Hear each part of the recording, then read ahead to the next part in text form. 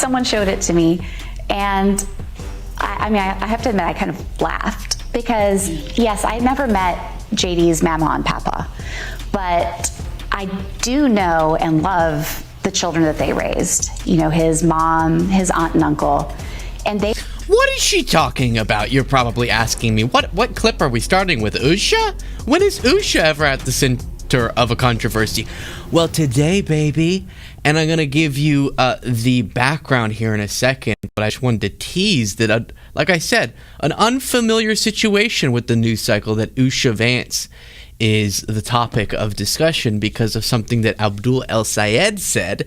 But before I get to that, let me kind of build a framework here, because what I want to focus on is Laura Ingraham specifically, and then we'll get back to Usha responding to this remark, and I'll tell you what the remark is and everything. But in general, even before that, the theme of last night's Laura Ingraham show was just flummoxed, okay? She was flummoxed. She was disoriented. She was frazzled. Panicked, even. She's trying to keep it together, but you can tell between Jesse Waters admitting, I kind of like Abdul Essay, but I know we say he's bad, he's terrible, but like I kind of... Or him going, are we going to fearmonger about the WNBA every single day until the midterms? Or Laura Ingraham here being like, hey, Republicans, you need to get your act together. You can tell there's just an all-around general panic over at Fox News, because what happens if Democrats sweep in the midterms? Every day the news cycle is going to be about the latest thing that the investigations out of the House uncovered about Trump. And it's going to be even harder for Fox News to pretend like the top issue of the day is what Sophie Cunningham said or whatever. And so there's just a general tension as hosts watch the party that they're doing propaganda for bungle everything over and over, both materially, but then also their concern being politically. So here's the get your act together moment from Laura Ingraham. But I do think Ned's right that there's some of these states like Kansas and Mississippi that are going to sneak up on Iowa. Yes. Mm-hmm. Yeah, I think there are a number of states that Republicans better get their act together. Iowa's one of them. Ned, Michael, both of you. Better get their act together. What? That's crazy. You don't think that maybe nominating candidates like Darlene Graham, who we'll look at later in the show. She did indeed last night win her primary, by the way. Congratulations to Darlene. That she is not a great candidate. Now, in her case, South Carolina, she still has a really good chance of winning, unfortunately. But in these other more competitive races, Paxton? What do you have to be panicked about Paxton, Laura? Alaska, whether it's Iowa, whether it's Nebraska, Ohio, we got to kick it into gear over these next 10 weeks, or we're looking at not only losing the House but losing the Senate as well. Now, how many times have you and I talked about this, Ned? Where it's Paxton in Texas? I don't even see him campaigning at all. Is he campaigning? Like, I haven't seen much of his campaign. I mean, I guess he's hoping Trump and Elon Musk save him, but he better get going in Texas. This is the thing that concerns me. I think there's a great deal of apathy with some of the candidates, but what concerns me even more, Laura, there's real apathy in the grassroots. I think some people are thinking we gave Republicans all the power in 24, House, Senate, White House. It really didn't follow through in some of these promises. The Senate's thumbing their nose at the base over the Save America Act. Gas is $4.10 a gallon. You know, they're not saying a lot of the things that they voted for. The Iran war is killing us. And we're 10 weeks out, and the problem that we have is that... So I think you get it. A lot of panic. They're not feeling great. She said that Paxton's not campaigning. What are you talking about? Look at this banger. We're here to support women's sports. I'm here with my daughter. We're going to have a great night. I mean, that's electric. That's electric. It's freaking electric. God. You don't think that JD Vance's team sending out fundraising emails saying, if you can't give right now, don't, Natalie. Groceries cost what they cost. But can you answer this for me, JD Vance? But a part of the discombobulation for Fox News and for the Laura Ingrahams is that there's some less conventional Democratic nominees. Abdul El Sayed being one of those new faces and approaching politics a little bit differently. He comes from a generation that speaks about politics differently online. And so moments like this are causing a lot of mental confusion on the part of the Fox News hosts, where Abdul's joking about Usha not liking JD Vance. What do you think is going through Usha's head when he talks? She's like, damn, I have to sleep with him. I mean, like, I guess she's pregnant, so I guess something's happening. But like, yeah, like you got to imagine, like, truly zero charisma. Like Usha, like, get out, okay? What do you think is going through Usha's? Yeah, he said like too many times, but other than that, it's a perfectly normal political joke. We say this all the time about Trump. Oh, you think Melania just hates the idea of ever having to touch Trump? Okay, it's a joke.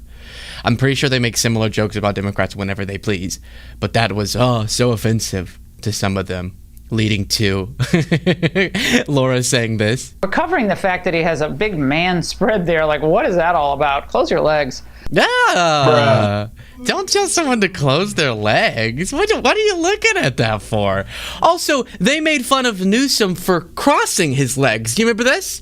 Newsom had one of those crosses where you cross, like, you sort of like snake all the way around. You know those? Like, this is how I cross my legs, where you try to get as tight as possible and smother your genitals as much as possible. And Newsom did that because he's a man, and true men are confident enough in themselves to cross their legs like that. And they were like, oh, that's so beta, that's so feminine. So then Abdul's like, all right, I'll show you my legs wingspan. And she says, that's too provocative, I guess. Well, this next thing is what really set off Fox News, which is Abdul had a response to this clip of JD Vance. Let me show you the clip first, and then I'll show you what Abdul posted. It's sometimes actually hard to understand, like, what do these modern Democrats actually stand for? But look what they say. Pay close attention, and they'll leave these little hints of what they actually care about. Now, El Sayed, this guy running for Senate in Michigan, he once argued, not too long ago, that criticisms of Sharia law were rooted in white supremacy. I'd love to go back in time and tell my papaw that there's a man who claims to stand for working people who says not only should we have Sharia law, but if you criticize it, you're a white supremacist. That's not my papaw's Democrat Party, my friends. We're not having Sharia law, okay? We're not having that, JD. You're good. Take a breath. You're good. Abdul El Sayed said, oh no. So do we think JD is taking Usha with him back in time to meet Papa, or no? I had to read it like 3 times to understand why it was controversial. Usha back. Oh, it's a reference to maybe JD's Papa's views on different sort of identities. Okay, so it's an edgy statement. Would I make it?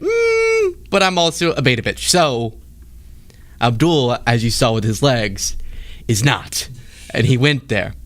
And that's where we get to this clip of Usha responding. Someone showed it to me, and I have to admit, I kind of laughed because, yes, I never met JD's mama and papa, but I do know and love the children that they raised. You know, his mom, his aunt and uncle, and they have never been anything but incredibly loving. I mean, his aunt is like a second mother to me. And so I have to think that if they raised children like that, they would have been loving as well. And I would have really, really, really loved to have met them. So, okay, the point, Abdul's trying to say that Vance perpetuates racism, so he would assume his grandpa definitely would, and so then there's a point there about blah, blah, blah, blah, blah, blah. Again, not my style, I gotta be honest. Making any references to that is rather uncomfortable to me, because my papa was very woke, actually. Actually, he was, so I don't know anything about JD Vance's. If I had to guess, my guess would be bad. But that's just because of what I know about JD Vance. That's it. Now, on the other clip that's more funny to me, which is the, Usha probably doesn't like having to touch JD. It's just a classic joke. It's just a classic. Just ribbing. You're just ribbing each other. This was something I guess they were upset with. Yeah, well, we have noticed definitely that he is not a fan of interracial marriage, and I think that What? Who? this is a problem for people in America because they don't really recognize that that's what it is. Obviously, no one feels that way in the United States of America, so it's hard for them to see. No one feels that way? No one is opposed to interracial marriage in the United States? Trust me, some people feel that way. What's going on here, but this is a man who doesn't like interracial marriage, and he has an odd marriage himself. If you look at an old interview he did, he and his wife got married. It seems like it must have been an arranged marriage, and then they dated for a year before they lived together as man and wife. So he may also just be jealous of love, because it doesn't seem like he actually has the relationship that JD and Usha have, which we know is a very loving relationship, and it seems like there's a bit of jealousy there. Excuse me, Fox contributor. Your name's Tudor. What am I supposed to listen to you? Your name's Tudor Dixon. I'd like to know about Papa Dixon, what his deal was. Let me just tell you for a second. Okay, Tudor. Yeah, why would any of us question the depth and intimacy of the relationship of JD and Usha? Where would we get this idea? That's right. Today's special reader is my husband, Vice President of the United States, JD Vance. Thanks for joining us today, honey. Of course. Good to see you. So good every time she pulls back. She's like, "Oh, why are you touching me?" And then he pats her on the leg. Oh wow.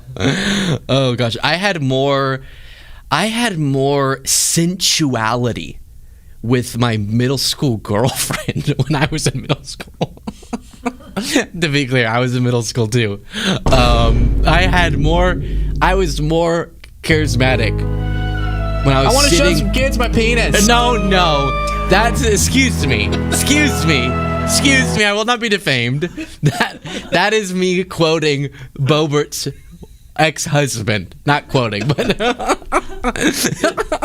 called him me dirty. So where was I? Yes. What was I saying?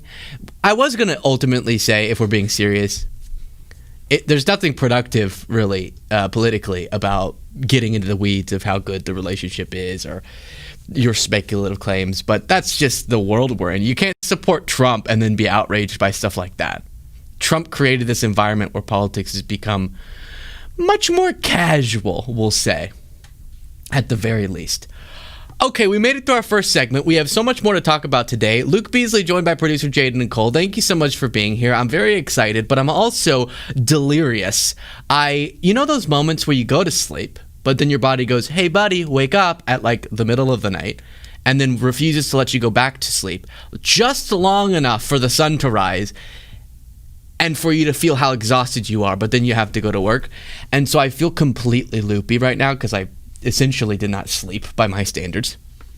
And so if my mouth doesn't work the way that it normally does, if my machine gun lips don't brr, brr, like you're used to, or if my machine gun lips don't please you like you're used to, they came all over the place. Just know that is there are extenuating circumstances, and we're gonna have fun. Fluffy the Law, member for 9 months, said, "What do you think of more palate cleanser segments? A time to recharge, more goofs, more of your good vibes and charm." Well, that's sweet. Yeah, I like those when we do palate cleansers. I kind of have some of those today, but we should do more of those. This one's not gonna be fun and goofy though. Yes, Jaden is telling me about an ad. We'll do it after this segment, maybe. Yeah, let's do that. There's no requirement that's early, right? Okay. Here we go. A few weeks ago, we talked about Cenk Uygur delivering a take so brain-melting that I really struggled to even comprehend it. It was quite bizarre. And it's a part of a trend of some of my, what do you want to call them, colleagues in the broader left of center online space, okay? Many of these people are either folks I know or friend of friends, at least, 2 degrees of separation. And so it is uncomfortable to have to get into like, well, that's stupid. It's much easier to point at a MAGA and be like, well, that's idiotic, ha, and then we all high five each other and love it. But with this, it's more complicated because we agree on a lot of things. But then they say stuff like this on TYT about Ukraine. And the broader trend of some purported progressives randomly flipping on Ukraine and becoming bizarrely anti-Ukraine is pissing me off, okay? Doesn't mean I hate everything about you, doesn't mean you're evil or anything like that, or that this is necessarily intentionally malicious, but it's dumb, for lack of a better term. And today I have an example of Anna Kasparian doing the same thing of like, screw you, Ukraine, for no discernible reason. We'll get to the clip of Anna Kasparian, but let me remind you of her colleague, Cenk Uygur at TYT, and what he said a few weeks ago about Ukraine. And he came up with this really bizarre conspiracy that Ukraine is just doing the war, even though they want the war to be over. Russia's the one continuing it, as a way of helping Israel. Huh? I'm done officially with supporting the Ukrainians' war. So it's been a long time now. I don't know. They seem like they've been at war for about 18 years now. So the reason I was in favor of it, because Russia attacked them. It was definitely Russian aggression. Yes, there were reasons and excuses, etc. Bottom line is, you attack someone like Israel attacks Lebanon. It's Israel's fault. Russia attacks Ukraine. It's Russia's fault. Just stop there. He's like, I used to think that Ukraine was the victim and defending themselves because they're the victim and they're defending themselves, and Russia's mass slaughtering Ukrainian civilians. Stop before you say the but. Just leave it there. So, number two, we had promised the Ukrainians defense when we had them give up their nuclear weapons. Okay, but now we've supported you for about 87 years in a row in this war. There's a limit to how long we can go. What if the war goes for 2 centuries? Do we still owe you, right? So now... We're not supporting them. Literally, the Trump administration right now is withholding aid already congressionally appropriated against the law and not giving it to Ukraine. The second issue is that Ukraine has now become basically Israel. Now, why do I say that? We're a rare show that talks about this phenomenon. It's really important. Rare. Remember, Russia was helping Iran and Syria. Israel needed Russia distracted so they could topple Bashar al-Assad. Oh, wait, that happened, didn't it? It did, yeah. During the Ukraine-Russia war. And that Iran couldn't be helped when Iran was attacked. Oh, right, that also happened during the Ukraine-Russia war. So Ukraine and Israel working together to keep Russia busy so that Israel can attack its neighbors and take more territory. So before that was apparent to people who were paying attention, now it's more than apparent, it's obvious, because Ukraine is literally joining the war and attacking Iran. That's just garbage. I don't understand how you can see or care about civilians in certain contexts, or care about who the aggressor is in certain contexts, but then conspiracy theorize yourself into not caring when it comes to Ukraine. I'm not going to do a whole deep dive about that clip because we already did it. The title's like, What the F, Cenk Uygur, I think, on our channel. You can find it, where I went through point by point what he said. But just remember, what he's referencing is Ukraine, who's been getting invaded for longer than the Iran war's been happening. So how this all is a big play to help Israel in Iran or Lebanon, I do not know. And they have done strikes against vessels that they suspect are bringing Iranian military resources to Russia to kill Ukrainians. So it tracks that the Ukrainian military would have an interest in trying to stop Iranian drones, for example, from getting to Russia, which have been used, which I witnessed while I was there, being used to kill civilians that were supplied by Iran to Russia to kill Ukrainians. But then I don't even know, that was like the weirdest. You have the bulletin board with all of the different thumbtacks and you're connecting things that just, you're having to get new string to connect further and further dots that should not be connected. And then what's the effect? You are saying, as he said at the beginning of the clip, I'm done supporting Ukraine, even in spirit. This is not an argument about how much funding, where our interest should be in terms of military resources going to them or elsewhere, or for ourselves, or not at all, or a financial concern, because the Trump administration has essentially cut off support to Ukraine. So this is happening in an environment where we're not helping them barely at all. Like I said, have been guilty of withholding resources already by law mandated to go to Ukraine to support them. But the Trump administration was like, nah, we won't. And so all that he's saying there is, even in spirit, I don't support a fight for the literal existence of a sovereign country that did nothing to provoke Russia into invading them, and that Russia has deliberately slaughtered a bunch of their children and their men and their women and so many innocent people for nothing. And if you, as a progressive, if we as progressives cannot have strong principles that can guide us through complicated geopolitical issues, but in this case, a very simple geopolitical issue, then what the hell are we doing? Okay, so then I'm scrolling through X, and I see Anna Kasparian say, I meant every effing word about this clip. And I said, I wonder what it is. And so I played it, and it was her saying this. Now, I should note that while the closure of the Strait of Hormuz has a lot to do with what's going on right now with the limited supply of oil, something else that's contributing to this mess is the fact that Ukraine keeps striking Russia's refineries, which is further limiting the supply of oil being traded globally. So great job, Ukraine, really helping us out, really showing Russia what's what by striking their refineries. Okay. Stocks of crude oil. I'm not going to get angry today. I'm too tired. So let me just say, isn't it funny when people just in an aghast voice say something but don't substantiate it, but assume that because they said it in a wacky voice, you'll just assume? Tucker does this a lot. He'll be like, what? So we're supposed to believe that I wasn't attacked by a demon? And you're like, yeah, the way you said that made it seem like it would be absurd to believe the thing you say that we're supposed to believe, but yeah, I do believe that thing. It's not absurd, and you didn't explain why it was absurd. Happened there. Okay, so great job, Ukraine. Apparently you're sticking it to Russia. Yeah, they are, with that action of hitting oil refineries in Russia.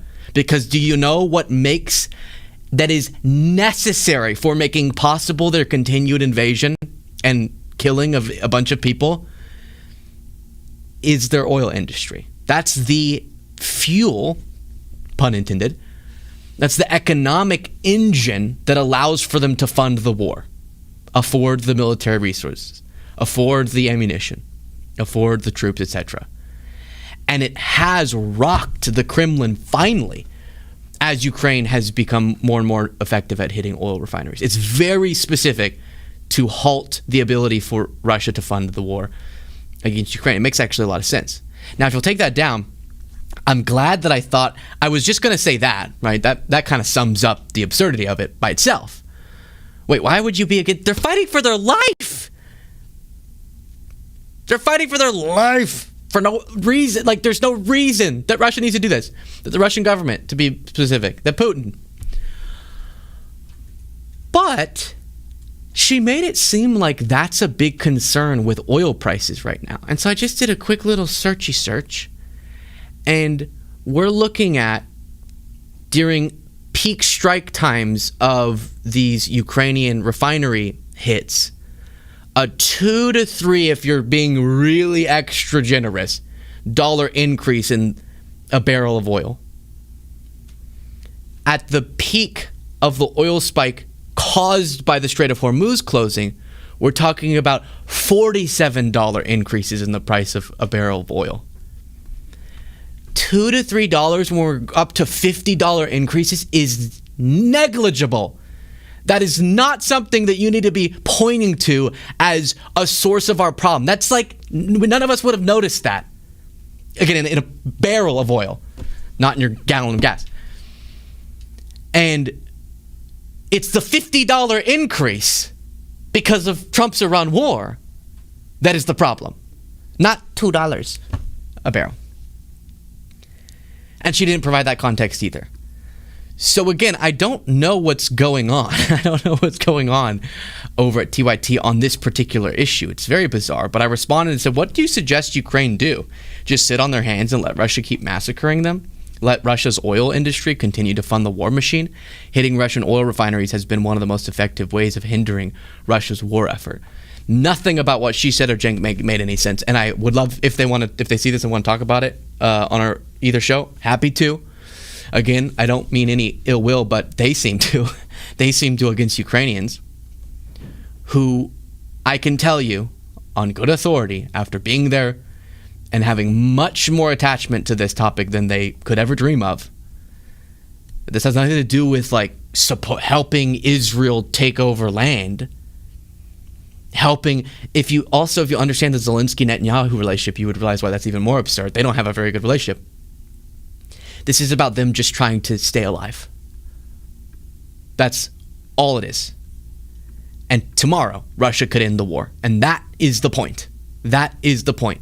And if you thought, well, the Western elites are continuing the Ukraine war to make it, Biden wanted the war. I remember whenever the war was about to start and the Biden administration was saying, these troops that are being amassed, we think they're actually going to invade. I know they do this type of stuff often to rattle Ukraine, but we have intelligence that says it's real. And Israel? No. Israel. Jake's like, I told you, Israel, he said it. And I remember watching TYT, and this is one of the moments that I sort of stopped watching them so much. Because they were like, no, Biden just is warmongering. He just wants to use it as an excuse to jack up the military contracts, but Russia's obviously not going to invade. And then they did. And then I'm sure they were in the camp of people who thought Ukraine could never survive longer than a few months. It's disgraceful. It really is.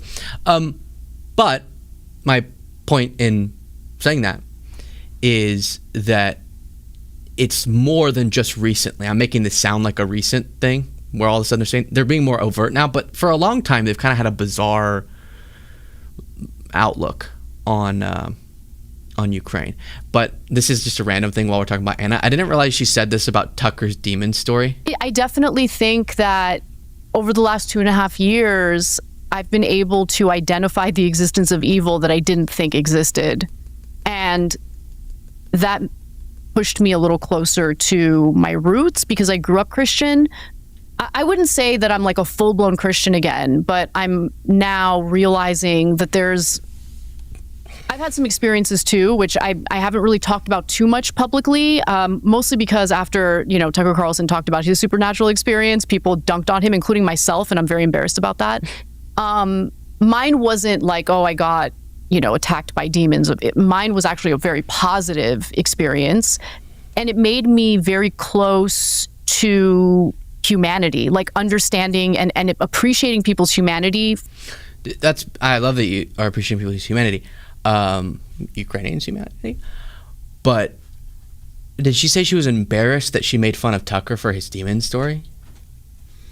That's even crazier than your Ukraine take. You believe Tucker's demon story, that he was attacked in the night by a demon, Radicalized. even though the claw marks that were left very well could have been left by the 4 dogs that he said he was sleeping with? I'm so ashamed. That's what you're ashamed of. I'm so ashamed that I made fun of Tucker's absurd demon story. It's one of my great regrets. By the way, I lost my train of thought on the point about Western elites, if this is what they're imagining, are continuing the Ukraine war, and Biden could have stopped it by just stopping the funding. Let me reiterate again. Even as the United States stopped supporting Ukraine, Ukraine didn't say, see, now we can stop being manipulated into continuing this. Now let's have peace. They've wanted peace the whole time, no matter if they're getting more support or less support. You can look at polling. We've talked about this before in the Ukrainian population, and overwhelmingly, they're not willing. The vast, vast majority say they're not willing to have concessions of land if it doesn't come with a security guarantee, meaning if it doesn't come with an enforceable mechanism to prevent Russia from just doing this in a few months or years, again, which is very reasonable. And so this idea that somehow it's not Russia's doing that they keep sending troops in and killing people and sending a bunch of missiles in and killing people is deranged. It just is. Okay, JP Chastin said Team Coffee Money get finated. Caffeinated, I get it. Jared Frankman for 28 months said a bunch of words, and very few of them are registering to my brain. Okay, let's see. R.I.P. Tim Curry. Chat is debating if Luke knows who he is, and if so, from what? Rocky Horror, Home Alone 2, Clue, It, Muppet Treasure Island, anything. other than Home Alone, I haven't watched any of those. But you're saying I do not know who Tim Curry is, but he passed away. So then, yes, rest in peace. And we do. Oh, was he one of the robbers in Home Alone, or no? Well, then I don't know. But love to him and his family. X2DZ said Slava Ukraini. Heroim Slava? Sorry, I don't know that one word, how to say it, but yes, thank you. Okay, let's go ahead and run our ad, and we'll be right back. Staying informed in today's world can be challenging. Between AI misinformation, media lies, and a general decline in accurate journalism, it's difficult to know what's true. That's why I use Straight Arrow News. Straight Arrow News, oh, good, offers fact-based reporting on the most divisive topics affecting our lives. Straight Arrow has been a great tool for me to help cover any blind spots that can happen when reporting breaking news every day. Thanks to Straight Arrow, I can easily compare the coverage across the political spectrum while I prep for this show. We live in a time where our news is trickled to us through an algorithm that rewards reactionaries and rage bait. Straight Arrow cuts through all that noise to deliver trustworthy, in-depth news coverage and context on the stories that matter the most, whether you're on the left of the political spectrum or the right. Wait, why are you looking at me? If you haven't downloaded the Straight Arrow app yet, now's the time. They're about to launch their new subscription, and members get access to exclusive launch discounts before everybody else. So go to san.com. That's san.com/Luke Beasley. Make sure to have that /Luke Beasley to download the app. You can also visit through the link in my description right below this video that you're watching. When you subscribe, you not only support this show, me, but you also support yourself by getting access to unbiased truth on the stories that matter to you. Straight Arrow. Fear no fact. That felt good. Should we do it for real this time? I thought that was for real.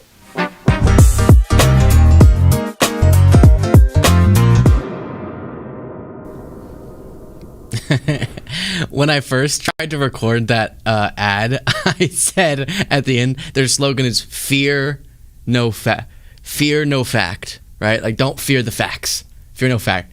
And I read it and my brain processed it wrong, and I said fear, not fact. And I was like, well, I nailed that. And they were like, you said fear, not fact. That's not what it is. I was like, oh, shoot. But yeah, Straight Arrow News. Thank you. Good partners, a product I believe in. Okay, on to this.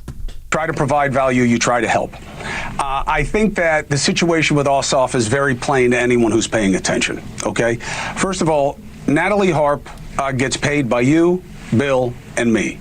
You're going to get questions about you. It's how it is. I believe that Bill and people on the right took the suggestion about Natalie Harp and Trump as a sexual one. That's for them to explain. Because the way Ossoff offered it up was as part of a litany of things Trump likes to do. On that plane that Qatar gave the president, which is, by the way, a shame. It's just a shameful thing to accept that plane the way he did. And we all know it, but only half of us will talk about it. And he wants to be on the plane with Natalie. I don't take it as they are having an affair. The people on the right did, fine. You want to be about morality and character, and let's not talk about women that way, fine. Start with your own house. And they don't talk about it, and that's what doesn't serve the American people, because everybody sees it. You want to talk economic policy? We should. I don't want to talk about Natalie Harp. I wish her well. I don't want to hear about the president calling every female reporter who asks a question in a way he doesn't like a pig. Okay? I don't want to hear it. I don't want to deal with it, although he does make them stars, which is good, if ironic. We should talk about what matters. We should test people, and we should be decent about it. Those are the... We are about to experience, that was a great jumping into this, an absolute masterclass by Chris Cuomo. And I just love to see it. Chris Cuomo is someone you want to like. He's handsome. He's smart. He's buff. He's handsome. He's buff. There's lots of reasons you want to like the guy. And for a little moment there, when he left CNN, he was like, I'm going to be one of those... I'm different because I both sides everything type of guys. And he explored it. He was both sides curious. And then he came back home to daddy, which is being awesome. On the issue of MAGA. It's hard in a moment when MAGA is so off the rails to do, here's MAGA being bad, but like, there's crazy people everywhere. There are. Trust me. We just talked about some of them. But you can't make them seem comparable. That's the important part. And he's shifted on that, and it's just been really fun to watch because it feels like his skill set is being fully realized in these conversations. He's just been smacking around Bill O'Reilly, just like grabbing him like a little rag doll. In this now extended debate, we already covered it, but they had another debate about the same topic, and Cuomo kept calling out Bill O'Reilly, and then O'Reilly just kind of kept vibrating his head and didn't really have much to. The little rooster thing was like jiggling the whole time, which was cute, fun, nothing bad, but didn't have much to say substantively. So where does this go back to? And then I'll play the clip and we'll review a lot of it. Ossoff made that remark about Trump would rather focus on his ballroom, travel with Natalie on this jet that he was gifted by a foreign country. That's what Ossoff said. The right reacted by being like, oh, so you're saying she's a whore? And we were like, what? No. We're saying that he likes traveling with his sycophants who tell him he's the greatest thing ever, like she does in her love letters to him. And also, that's a weird relationship. That's what we were saying. And then y'all reacted in a very bizarre way. And then Bill O'Reilly came around and said, I just think we should have better character in our candidates. Oh, you talk about character, do ya? Well, let's see if you have a consistent standard, which is what Chris Cuomo tries to do. And Bill O'Reilly's like, stop bringing up Trump. I don't want to talk about Trump.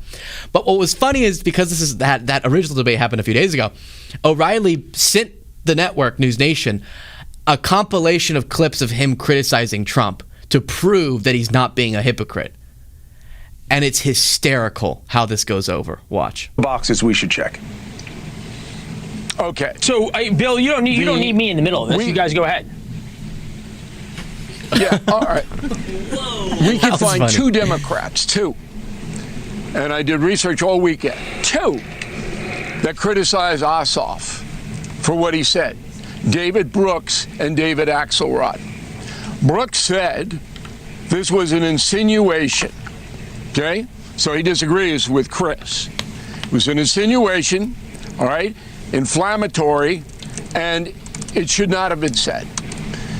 When I asked Chris last week to criticize Ossoff for what he did not do it. Instead, he turned it on me and said, okay, you say nothing about Trump's insults. That's not true. And we provided News Nation with a montage. The idea that you are a clear-eyed critic on the president of the United States named Donald Trump is a joke. Okay, and only you believe it, and that's you okay. Can laugh, but the idea that you are a fair broker is silly. You can laugh all the way to the confessional because you mischaracterized me when you said I say nothing when you Trump do say nothing. This is a slow burn. Trust me. Chris goes unleash in a second. It takes a second. So don't think I'm doing the clickbait where it's like this person destroys it and then they just talk at each other. And like he really does rev up, but it takes a second. Crude. That is not true. That is not true. We have to argue. We have the clips. Hold on. We have the clips. We have the clips.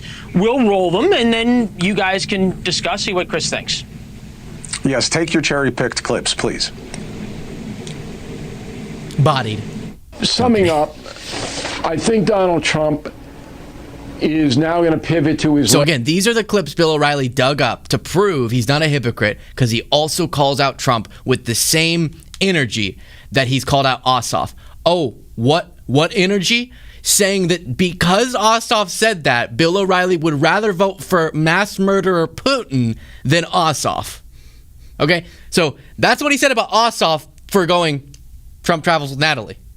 Let's see how vicious he's been against Trump, who has said the most heinous things about women, is the subject of this, but everybody, let's be honest. Disabled people, veterans, etc. Legacy. He wants to be recognized one of the great presidents.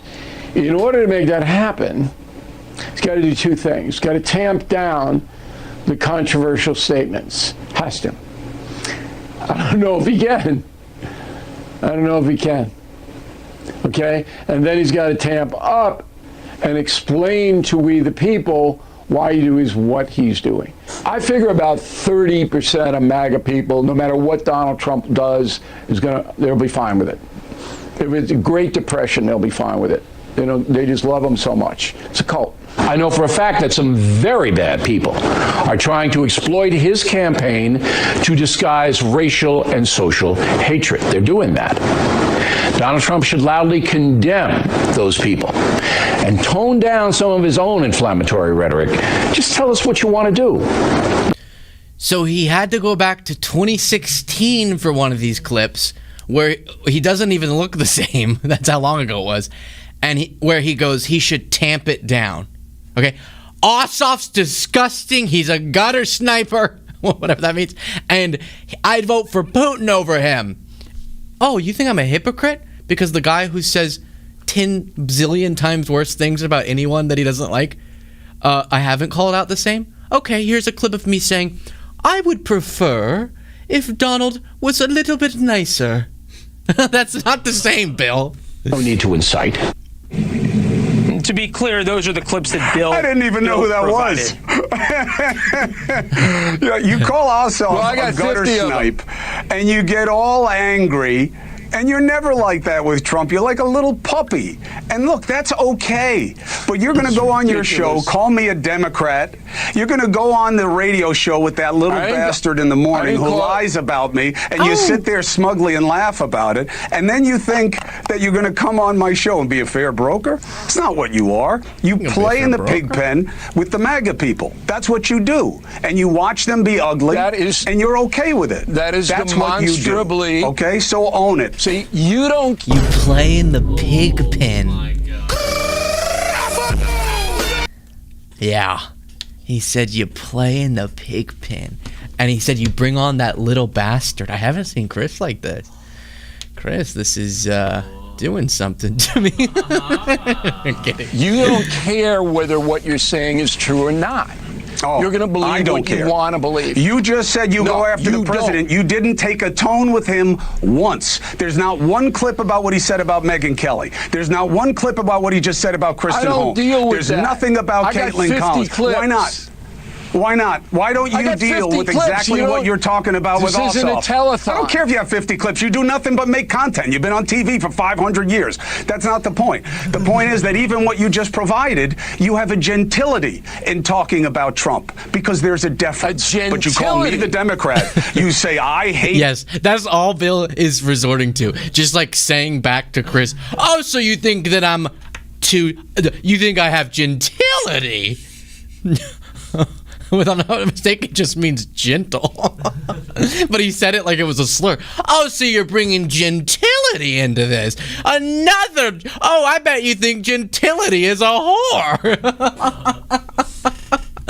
About Trump because there's a deference. But you call me the Democrat. You say, I hate Trump. You see this as mature or fair? Please, be what you say you don't oppose. Look, be what you say you don't want to be. I can't read your mind, but in my opinion, you despise the man, and that shadow. And I tell you, you're wrong. It's about the outcomes, and you're cheapening the criticism. It's like a kid who says, "It's like a kid who says, Bill, you hate me because you don't want me to play with matches." No, playing with matches is dangerous. These policies and the rhetoric are dangerous. It doesn't mean I don't hate him. Go ahead. I got to make my case because he mischaracterizes everything. Go ahead, Bill. All right, look, the most important story is this. With all the vitriol and all the stuff that's flying around, the personal stuff, the American public does not get what it needs, and that is information about what both parties are going to do should they win in November. Because it's whataboutism, it's cover this, it's cover that, it's statements made that are unchallenged. All of that is happening. But when you categorize me as a MAGA colonel, that's just not true. And whether you want it to be true or not, I'm going to defend myself. But that's between you and me. You're not a victim. That's a personal beef. You're not a victim. No, you get an unparalleled, unprecedented platform on my show all the time. You're the only person who gets. By the way, I'm trying not to pause too much. What was that refutation? Oh, refutation! You're bringing refutation into this. That Bill O'Reilly brought up. Chris is saying, hey, you're a hypocrite and you're dishonest for MAGA. And then Bill is like, excuse me, we should be talking about the real issues. Fun, true. What? You are the one who ranted at Ossoff first. Chris brought, to remind you, Bill on his show, after Bill on his own show said the thing about voting for Putin over Ossoff because of the comment. So you talked about that. But now you're saying, well, can we talk about price increases instead? Sure, we could talk about that too. You probably won't blame on Trump, though. Let's not. Look, but you're not the same with Leland as you are with me. Let me tell you something. If I were you, you would never have me on the way I have you on. If I talk to you the way you talk to me, if you I would have never been a repeat guy. Roger Ailes would have called me, may he rest in peace, and said, you're never going on again. You guys are arguing. You guys are arguing over who's going to have who on whose show and how the interviews are being conducted. No, you're misunderstanding the point. The point is this. The politicians aren't doing their job. You should be what you say you matter. No, you're misunderstanding the point. The point is simple. Be what you say matters, okay? If you're going to take cheap shots and go with people who take cheap shots and smile and laugh along, then you are a cheap shot artist, a gutter snipe, some would say. So that's Ossoff, I don't think that's who you should be. I don't think Ossoff is a gutter snipe. That's Ossoff, right? And there's no way that Ossoff is a gutter snipe, and the president should tone down. He doesn't need to tone down. Yeah. Does that sound like the same way of dealing with those two men? Please. What do you want me to do? You think that's the same as calling him a gutter snipe? Call him a gutter snipe. Ossoff's direct assault on a woman that... You're calling it an assault now? This is... He said Trump travels with Natalie. That's it. Ossoff's vicious assault.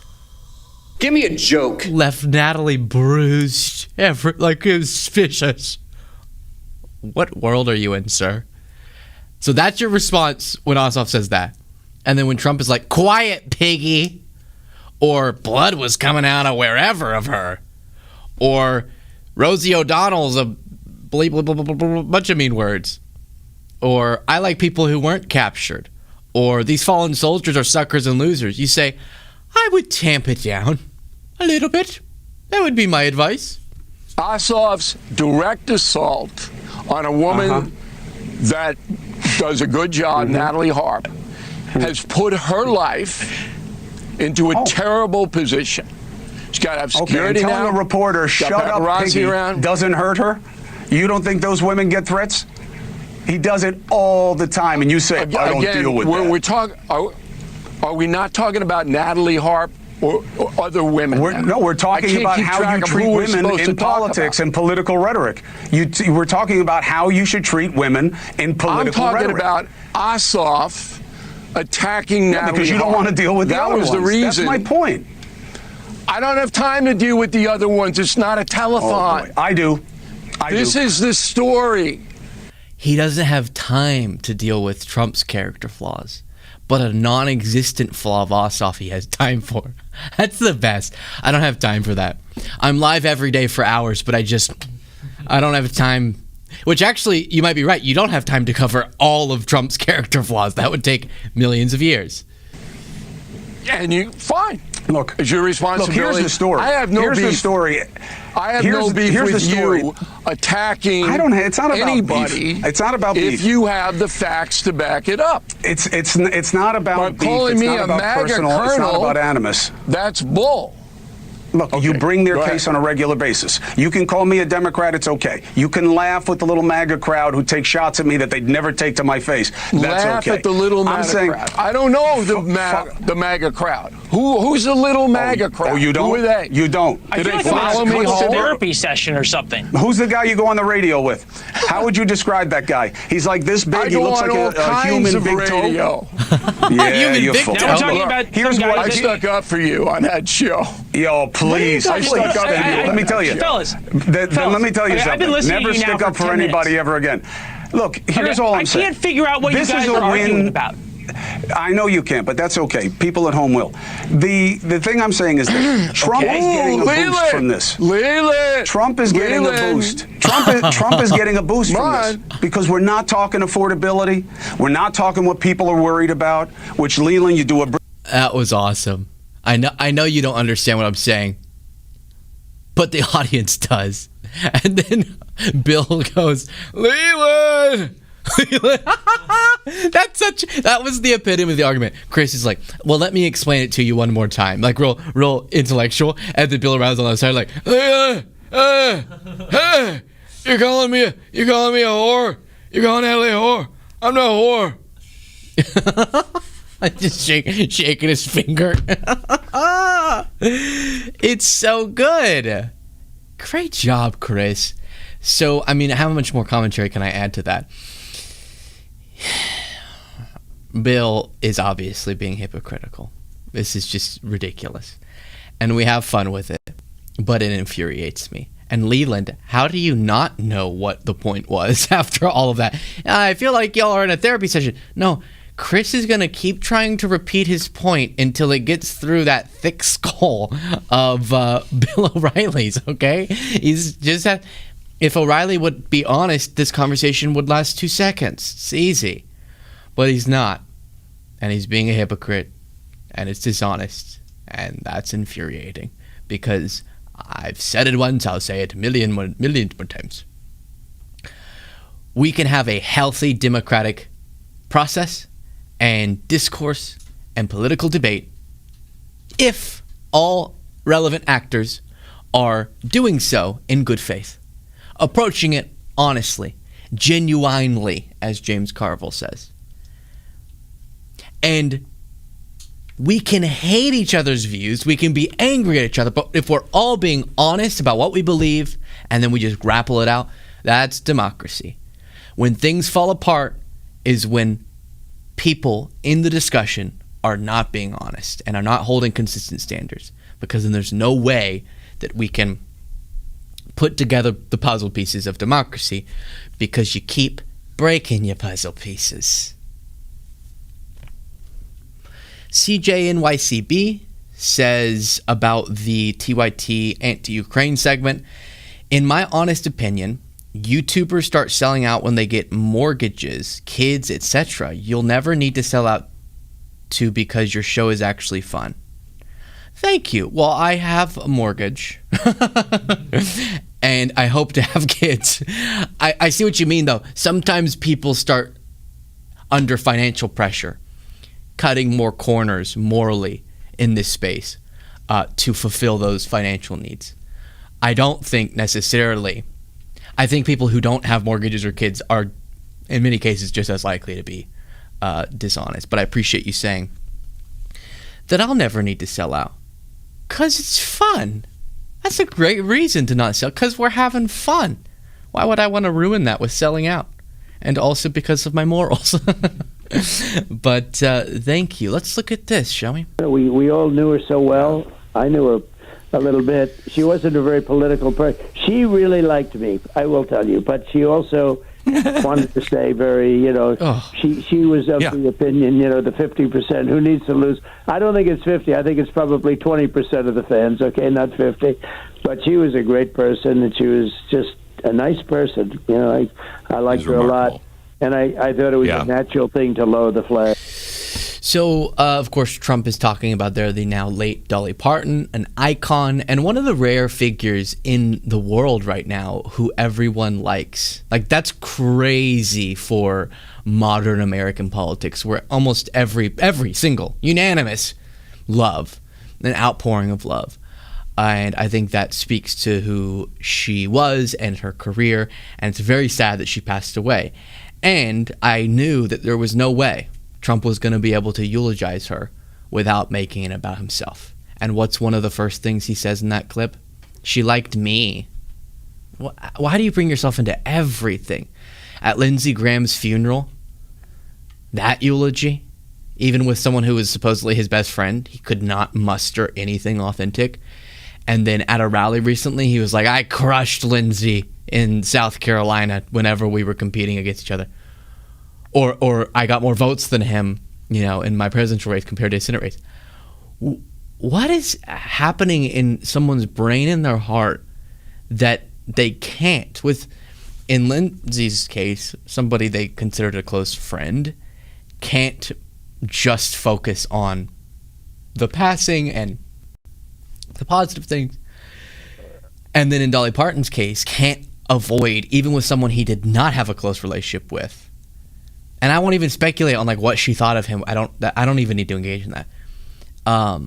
He can't help make it about himself. I mean, in any setting.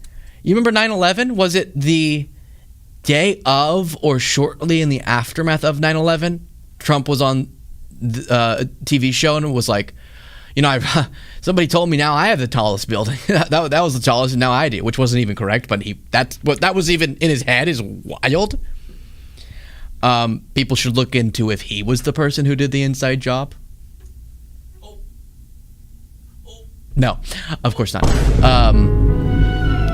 We'll get Candace Owens on that ASAP. But we do have other clips from this interview, but that just really bothered me, that moment. He can't help but make everything about himself. Then on the Strait of Hormuz, he just does fan fiction. He creates a fake world where it's open and everything's perfect. Prior to the war, prior to what we're doing with Iran, which I think will be ending fairly soon, you could really say, because the strait is open. We take a lot of ships through the strait now. We're taking them in. The mines are gone. You probably saw that. We put it out yesterday, all the mines. We got rid of the mines. But the strait, it's functioning. It's a functioning strait. Yes, every once in a while there'll be a drone or a rocket or something shot, but it is a very functioning strait. A lot of oil is pouring out. 10 million gallons, 10 million barrels yesterday. What's interesting is he exists in a world where you just speak out what you want to be true, and then that makes it true. Not literally, but in your world it does. If you say it, it's true. The problem is there is also a material world that we're in, and other people other than him who track these things. And in reality, when I checked this morning on HormuzStraitMonitor.com, one ship, it says 4 now, but when I checked this morning in the last 24 hours, it was 1 ship. Now it's 4 ships have gone through in the last 24 hours through the Strait of Hormuz. You might think, that sounds like a lot of ships. Well, the normal before the war was 60 ships. So between 1 and 4 went through in the last 24 hours. That is 6.7, don't say it, I know, % of the normal flow, the very strong, healthy flow that went through the Strait of Hormuz. And now we only have 4. And in many 24-hour periods, 1 ship. And he's like, it's sort of back to normal. No, it's literally not. Then on affordability. If this is his midterm message, I'm feeling very good about the swing that's about to happen. As far as the affordability. So affordability is interesting because the Democrats caused affordability. I took over. Okay. So he repeats a lot that Democrats created the word affordability, or as he says, affordability,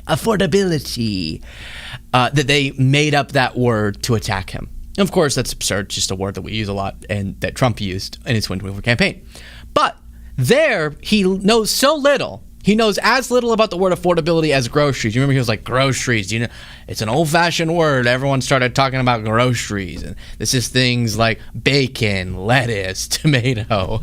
And he would list off things to prove he knew what groceries were. Similarly, here he knows so little about even the definition of affordability that he says Democrats caused affordability, which would be a good thing. Okay, cool. Reportedly, Trump is planning on spending millions to make the midterms a referendum on his record. So he's like, everyone's saying Republicans are going to get crushed. I know the solution. I'll dump a bunch of my money from MAGA Inc., his super PAC, into ads that focus on me because he thinks everyone loves him. So if we run ads talking about how great I'm doing, then the Republicans will get a boost. We make it a referendum on him. Actually, that's the best thing for Democrats, to put more emphasis on Trump in the midterms. And a gift. But while Trump is not great at making the case, maybe Darlene Graham is. She won her primary last night because she's very qualified and is a quick learner. As she said, she's going to learn the hell out of this geopolitics thing. Taiwan, I'll figure it out on the job, she says. Listen to this argument, okay? She says these radical left socialists, they believe in some sick things, like everyone gets health insurance. Ugh. And then she connects it to a personal anecdote that seems to make the case for everyone having health insurance. No person in South Carolina has pushed harder for the absolutely terrible idea of turning confused little boys into little girls and vice versa than Annie Andrews. I don't know why that lady's shouting that. Yes, that is her name. Did you hear this? I've never heard that at a rally. I've never heard a Democrat go up and say, no one embodies the threat to democracy more than Donald Trump. And then crowd member just going, down Trump! Down Trump! Listen, no, her opponent now is Democrat Annie Andrews, who follows me on Twitter. Besties for the resties. And it would be great if she won. She's great. And very much not radical left, by the way, just to be clear. But listen here for me to the crowd member. Annie Andrews. Is she saying a nickname? I can't hear. Vibrant crowd. Gun control, government-run health care, abortion. So listen to that part. Government-run health care is one of the extreme, horrible things.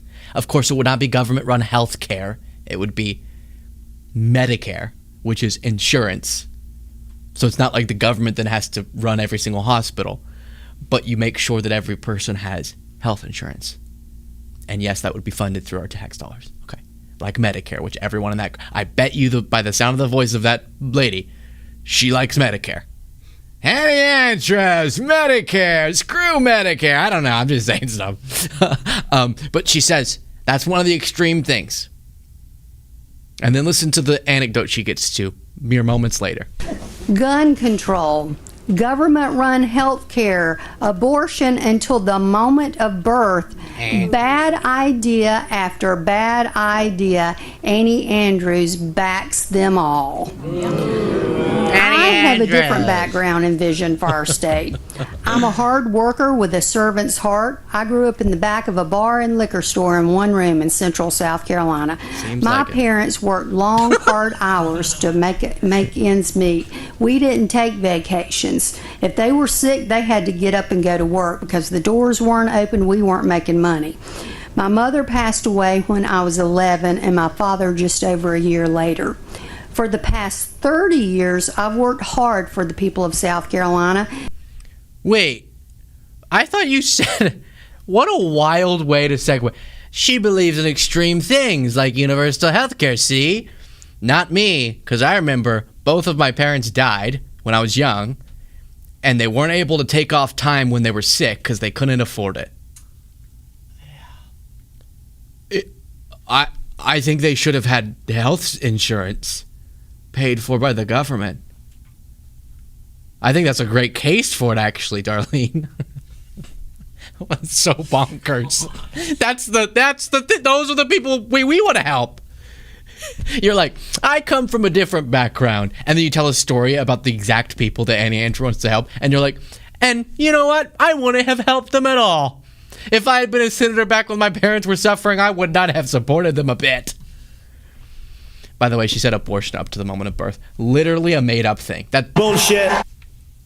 Not only is it completely deranged to think that anybody is even asking for elective abortions once they've had to go through 9 months of creating a baby, okay?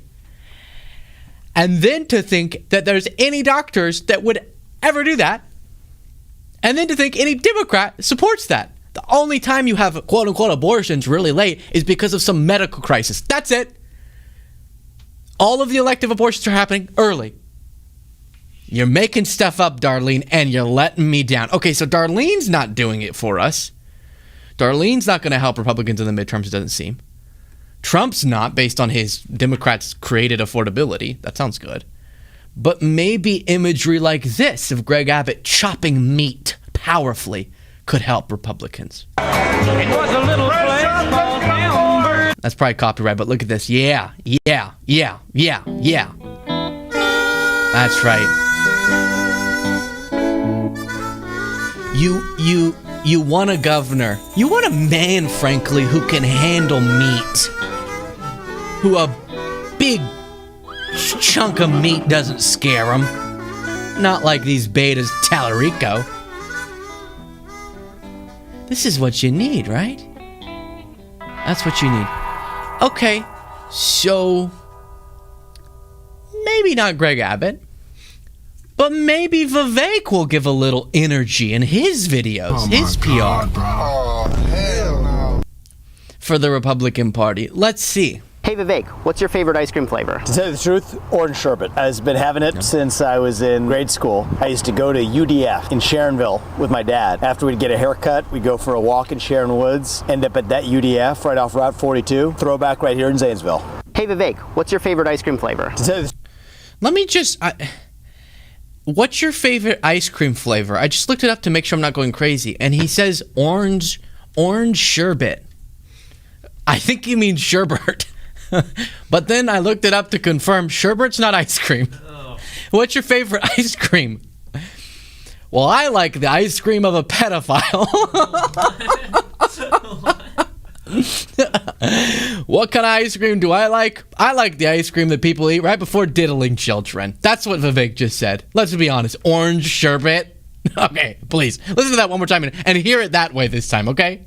Also, why are there 50 edits? Watch how many cuts there are in this 15-second video. Hey Vivek, what's your favorite ice cream flavor? To tell you the truth, orange sherbet. I've been having it since I was in grade school. I used to go to UDF in Sharon. Yeah, when you were at a grade school at your current age. Sharonville with my dad. After we'd get a haircut, we'd go for a walk in Sharon Woods, end up at that UDF right off Route 42, throwback right here in Zanesville. Hey Vivek.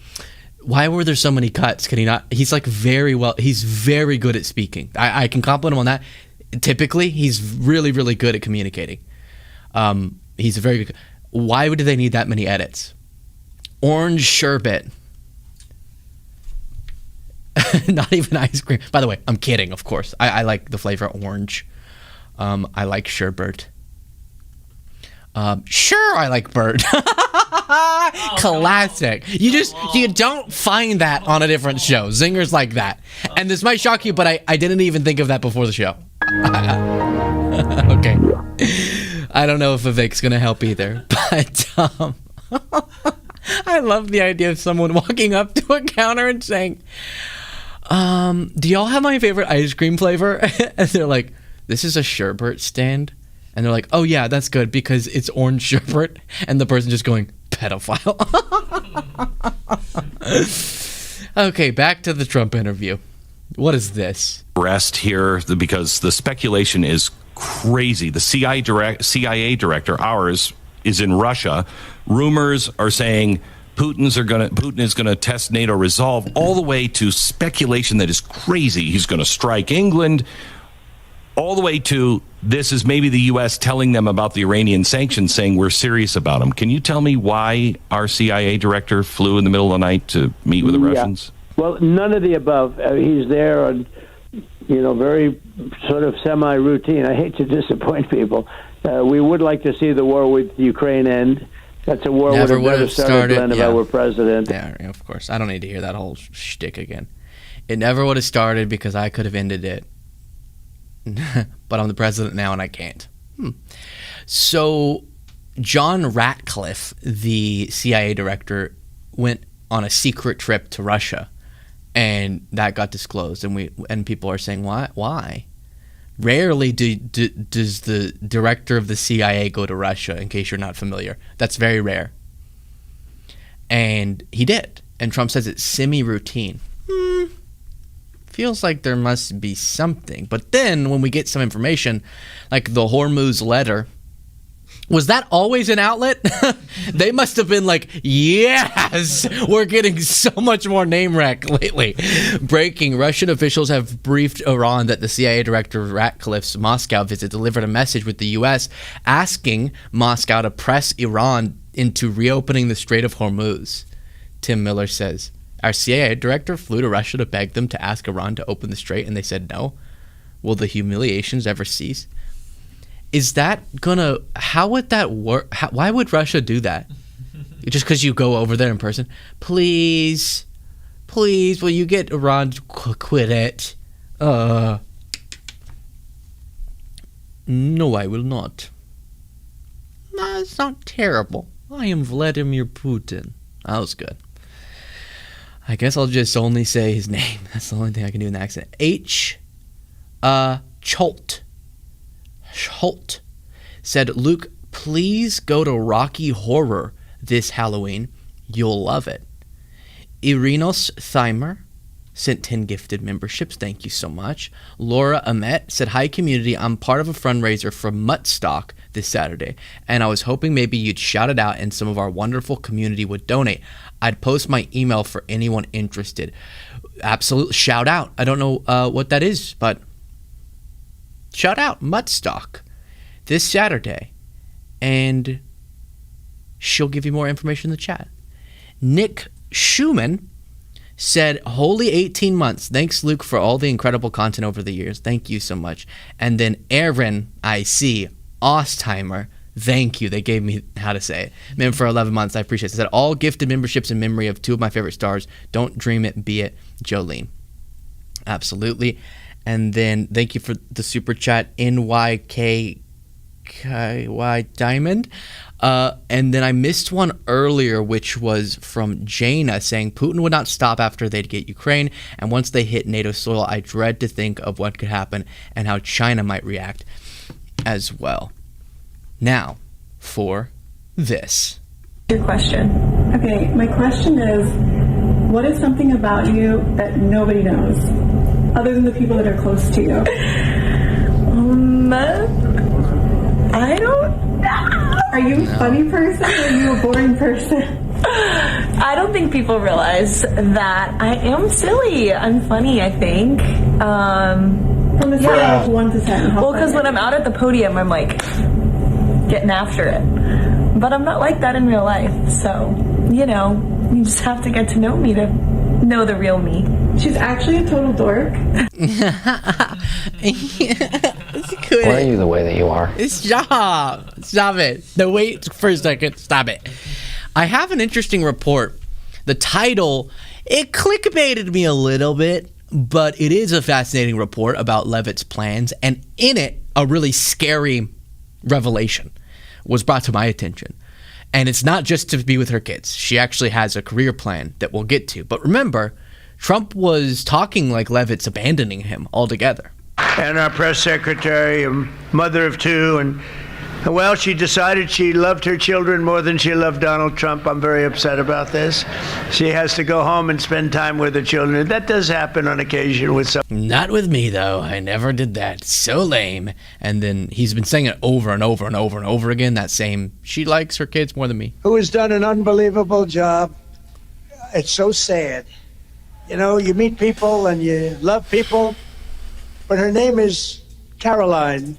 And she's our press secretary. And she just had a baby. And I just learned she loves the baby more than she loves Donald Trump. And I'm very angry with her. Where is Caroline? There it is. Well, apparently she's not leaving him. Apparently, according to the Daily Beast, she's just shifting to the campaign side of things. Disturbing secret behind Caroline Levitt's departure revealed. Now, I like to be straight up with you. That's a little clickbaity. But there is a disturbing revelation in here. But apparently her secret plan is to become, yes, have more time for her kids, but also go back to working at MAGA Inc., which is Trump's fundraising organization, his super PAC. And this is the scary part. That super PAC that she's going to now be working at has a $400 million war chest that Trump has amassed. How has he done this? This is in any other environment, this would be an insane bombshell. I forget who brought forward this reporting. I'll find it for later. But there was some reporting about how Trump operates. And every evening will check in with his staff. Hey, did we get that donation? Hey, did that company do what I wanted them to?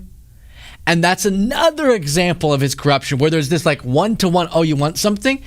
How much have you donated to MAGA Inc.? And so these huge, companies or rich people are donating a bunch because they have interests in U.S. government policy. And that's partially what's raised this $400 million. How is he going to use that? Maybe in the midterms. He hasn't shelled out a lot of it yet, so I don't know exactly what he's waiting for. Hopefully not his unconstitutional third term run. But it's partially from that process. One of the quotes was like, the boss wants to know if you've donated yet, or something like that. It's just real, him clearly using his presidential authority to call up people or have his aides call up people and be like, so when's that donation coming in? And then the other part of what has amassed this amount of money is those threatening emails to his supporters that are like, are you an illegal alien? You haven't clicked this link yet. That would be a shame if I had to send ICE after you. Almost word for word of what the email was. The big question being asked in Washington's corridors of power is why such an unprecedented amount of cash is being raised for a lame duck president. The real concern being whispered about is that Trump is secretly plotting a constitution-busting campaign to run for a third White House term. Is this a part of what Karoline Leavitt is going over there to work on? That's, by the Daily Beast, telling the big secret bombshell. But I think even more concerningly is, despite Trump being so unpopular right now, which you would expect would translate to a lack of fundraising, he's raised more than any president in this sort of circumstance. It would be great if I could remember where the line was. Leavitt, presidential campaign, MAGA Inc. filings show by February, the group had raised a whopping $300 million since Trump's 2024 victory. 5 times, there it is, the previous record for any president in the year after an election. 5 times. Is he doing this just because people are chipping in $5, $10 because they love the president? In some cases, yes, their last dollar. Sad. But more consequentially, the way he's weaponizing his office to say the way you get him to do what you want is to give him money.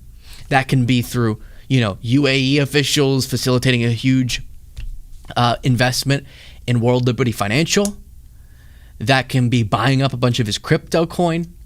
That can be donating to MAGA Inc. There's multiple ways you can play the corrupt game. But at some point, Trump needs to get money. But he's barely spent the $400 million so far. What is happening to all that cash is the question that the Daily Beast asks. And so then they go through examples of these different Texas pipeline billionaire donated a bunch of money. You have Jeff Yass, the billionaire TikTok investor. Greg and Anna Brockman donated a bunch. Tyler and Cameron Winklevoss, the crypto bros Trump often describes as the male models with a big, beautiful brain. Man, he's horny. Winklevoss, have you donated yet? So Leavitt is returning to that political operation. Worst case scenario, she's doing this in preparation for a constitution-busting attempt at a third term, which honestly, I know people are scared about that. I am too. Because if he is on the ballot again, he will do anything to steal the election, let's be honest, given what he did after the 2020 election. But he's not going to win. I'm not worried about him winning. There's going to be so much anti-Trump resentment that the Democrat will be favored. But what would he do in terms of using his power to manipulate the results? That would be the scary part. He's going to be ruled over and over in every court if he ever challenges that he can't run. It's obvious. It's in clear text constitutionally. But he might try. I'm leaning on the he won't side based on some of his public statements. But if that's what this is about, that would be utterly terrifying. And then just the fact that he has so much power in terms of 5 times the fundraising record of any president after winning an election to use to get his way within the Republican Party. People who want access to that cash, want him to invest it in their campaigns in the midterms, is also a chilling phenomenon. But meanwhile, Caroline Leavitt is a silly Billy, as she said. I'm silly. I'm a silly, goofy girl.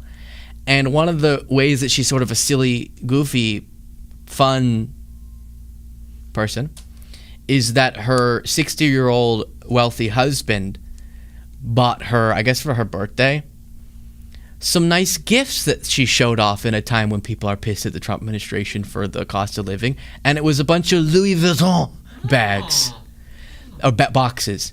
That's a little out of touch, Levy.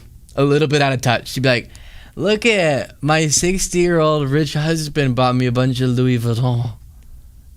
Which, if you're not familiar, is Louis expensive. You know what I mean? So that was out of touch as well. But she did it because she's silly. Classic. That was just a classic. Bobby Slacks, member for 14 months, said, love you, Luke, Jane, Cole, Kayla. Love to all Beasleyans. So proud to be part of this amazing community. Keep up the excellent work. I love you guys. I just do. I'm not ashamed of admitting it. You're awesome. Should we just have a fun palate cleanser? Another classic where we just look at some clips of Trump supporters being silly billies? Sure. I say yes. You're against vaccines? Absolutely, 100%. All vaccines? Well, every single one of them. They're poison. All vaccines are poison? Yes, they are. What about polio vaccine? There hasn't been a case of polio in how many years? Since 1960? Since the vaccine? Yeah. That's so good. Of course, this is one of the guys from The Good Liars who do these fantastic on the street interviews with MAGAs, and we'll look at a few different clips that have popped up on my feed just for a fun, relaxing segment. Don't get mad. You want to get mad by the absurdity? Just have fun. Just have fun. We had to have fun. But that's classic. She says, all vaccines are bad. What about the polio one? It's like we haven't even had polio in years. And then he's like, you know what that is? The vaccine. Which is the argument you used to hear about measles, not anymore, since the anti-vax nonsense convinced a lot of people not to get vaccinated, so then we're having outbreaks. But you used to hear a similar thing like, who even cares about the measles or the MMR vaccine? It's like we don't even deal with that anymore. Not realizing that the trend is vaccine rolls out, then we stop dealing with it because of the efficacy of the vaccine. You also have this couple. What's Donald Trump's greatest accomplishment? Just having thick skin and just doing the right thing, trying to fix everything that the Democrats screwed up. And what did the Democrats screw up? A lot of stuff. You should know by now. Doesn't take a rocket scientist to figure it out. What's an example of it? I'm not going to say nothing. Not going to say anything? No. Well, if you're not going to say nothing, then that would mean you're going to say something. Am I getting right? What's an example of it? I'm not going to say nothing. Not going to say anything? No. Well, what's one thing that they did that messed up the country? Sold out our country to Russia. To Russia? Yes. Really? Yeah, do your research. Hey, how did they sell it out to Russia? Have a good day. Okay, I'm just... Have a good day, bro. To Russia? Really? I never heard... Man, he's breathing a lot. Sold out our country to Russia. To the interviewer's point, I've never even heard that from MAGA. They often sympathize with Russia because Trump's affection towards Putin. The Democrats sold the country out to Russia? No. Let me get the points clear. You're trying to say give all of our money to Ukraine. That's the point y'all usually try to make. Getting them a little bit mixed up there. And then you also have this very... I'm sure what they're about to say is not going to be sense. Not going to make sense. But I love this woman's energy. Like, I need a little bit of this in my life. Watch. I want to feel this passionate about something. Praise God, Darlene's going to win. Praise the Lord. Thank you, Father. She's so happy that Darlene Graham is going to win. I wish I could feel about something that boring, that energy. Praise God, Darlene's going to win. Praise the Lord. Thank you, Father. Yes. Praise the Lord. Was Donald Trump picked by God? Absolutely. He's our Cyrus. Anointed. Cyrus. Yes, absolutely he was. Absolutely. Do you think he's a follower of Jesus Christ, Donald Trump? Absolutely he is. He's anointed. Don't forget me. He is a follower. Yes, he is a follower, and he's anointed by Jesus Christ, and our Lord, our Savior, has anointed him and sent him to us to save our country. Amen. Praise God. What biblical teachings would you like to see Trump enact? What biblical teachings? Who wants to do it? He said, what biblical teachings? For what? What biblical teachings would you like to see Donald Trump enact as law? Well, he's doing quite a bit actually right now. He's already done so What does he do? What is to continue to do what he's doing? Oh, there's so many. Yeah, one of the things is let's get our country put together. Yes. Yeah. Oh yeah. Yes. What does that mean, put together? It means get rid of the lies, the liars, the fake media, which are the false prophets of Baal. Yes. And we say gone in Jesus' name. The righteous shall prevail, and the enemy is done. He's illegal. He's got to go, and Trump's going to help us make that happen. The enemy has got to go. He's got to leave. He's illegal. Who's the enemy? Satan. Oh, Satan. Satan's the enemy, absolutely, and he's running the Democrats. So, okay, Trump sent by God. Okay, what biblical teachings would inform something Trump that you want Trump to do? Sort of put the pieces back together. You know what I mean? Like, shit. I mean, what are we talking about? Okay, and what does that mean? What are the pieces? Well, I mean, he's illegal. Who's illegal? Satan. That's why we have to do deportations, because he's an illegal alien. We just don't know which one. So we have to deport everyone. Because then Mexico can deal with Satan. It's like, what? Oh my gosh. This is the thing, in my experience from going to so many rallies and talking to people. It's not that I disagree with them. I do. But I'm just saying that's not the part that makes your brain kind of jiggle when you watch these. It's that they don't seem to know what they believe. That's the confusing part. It's one thing when a Trump supporter comes up and says, I'm against abortion, all abortion, no matter what, and Trump's going to get people in the judiciary who are going to rule against it, and I like that. And I go, all right, we could debate, and I know what you believe in, that tract. That is a point that I can understand. Or I like whenever he cuts taxes, even if it's mostly going to benefit wealthy people. I just think the lower on the wealthy than the trickle down. And you go, that's not true, but that is a coherent point, if wrong. But what really makes these so riveting is not that they're saying things that are perceived by us to be like dumb or wrong. It's that they'll say stuff that seems to depict a complete lack of understanding within their own head about what they believe. Like, hey, what's one of Trump's achievements? Do you remember when people asked me, what's some things you think that Biden has done well? And I had that list memorized that was just like, here's some bills that got signed, a law that I liked. Because it was obvious that if you're going to say, I prefer this candidate over this candidate, the first thing I would want to know is what's good about this candidate. Hello?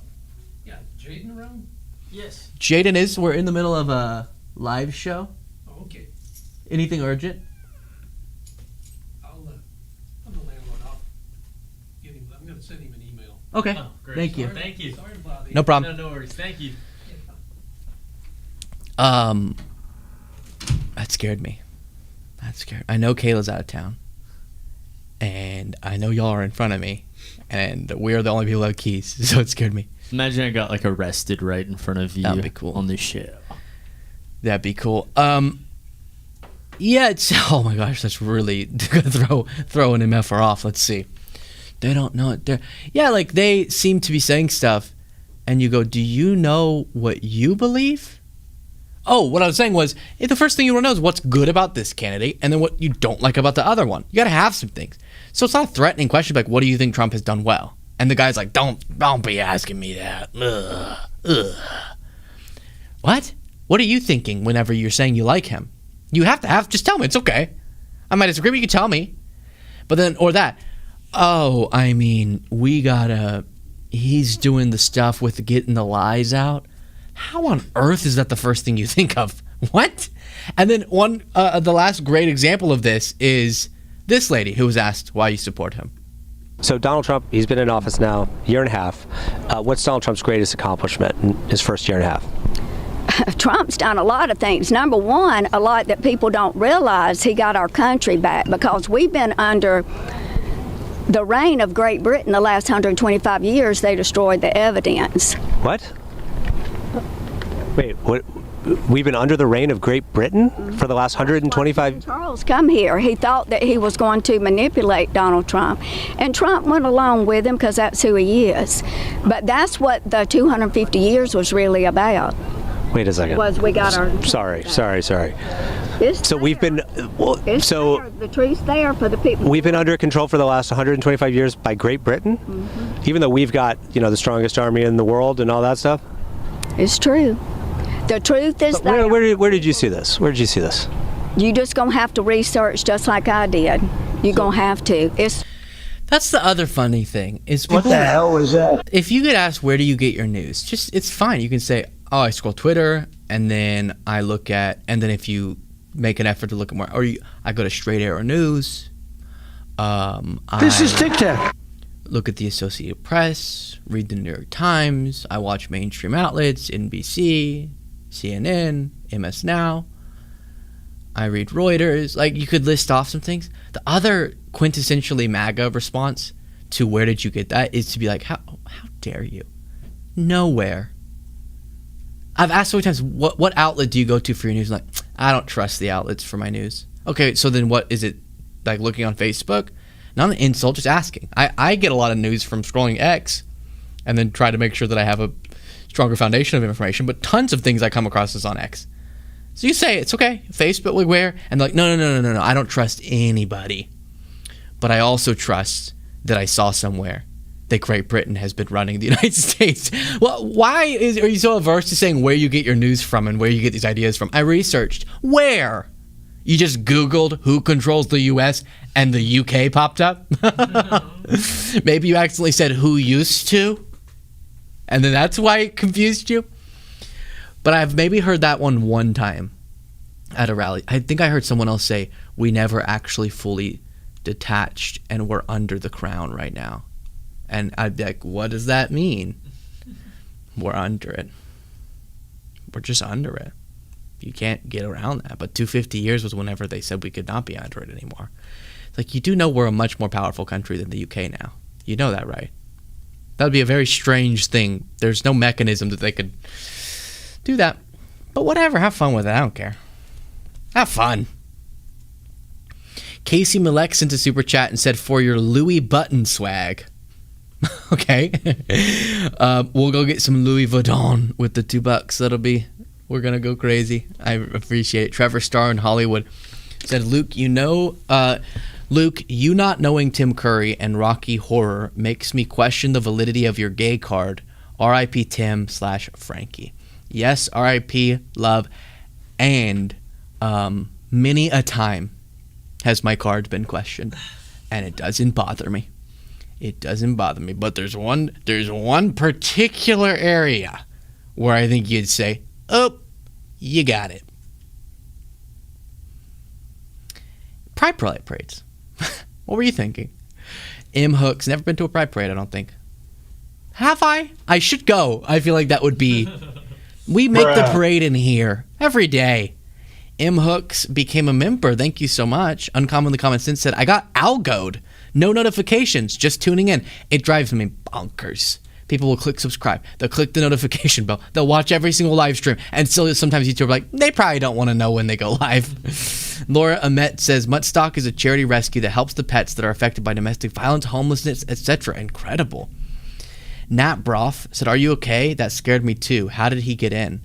I don't know. We are okay at this point. But can I say something, a little question? I feel like, are we going to get in trouble? I feel like we're going to get in trouble. You're not allowed to have dogs. We brought dogs in for like 30 minutes because my boyfriend was bringing them. But he was just stopping by. It was like 30 seconds, 30 minutes. But also, why didn't he knock? I know he's the landlord, but is that traditional? You could just use your master key and walk into somebody's office? A little strange. A little bit strange. That's okay. We say it all with love. You know how Mike Lindell lost his Republican primary to become the gubernatorial nominee in Minnesota? He was endorsed by Trump, supported by Trump, and still lost. Brutal. Well, you never guess, but he's claiming fraud. And I have some more clips of him doing so, and he's fundraising, saying we're going to get to the bottom of the ballots. He lost by a huge margin. There's like nothing a recount's going to do to make him whatever. And it was a Republican primary. Now Republicans are also stealing elections? I thought it was just the Democrats. Okay. Well, on election night, as it was becoming more and more clear that he was going to lose, he had a very strange public display. And then we'll look at the more recent clips. Here's the next report, everybody. Hold on. We just gained 5,000 votes, and we gained 5,000 votes, everybody, and the last 13,000 votes that were counted, we got 5,000. We could gain 5,000 votes. So let's think about this. That means I got 10,000, and the rest of them got 3,000. If this is a sign, we will have the lead within an hour. Yeah. I mean, this is big news. This is a big jump, and they must have started counting the day of votes. So you keep going up. Okay. All right, everybody. Does anybody have any other questions? If the AP calls the race with Lisa Davis in the next half hour, will you concede? If who does? If the AP calls the race. What is the AP with the voters? What the AP? Why would I listen to the AP? There's 265,000 votes left to count.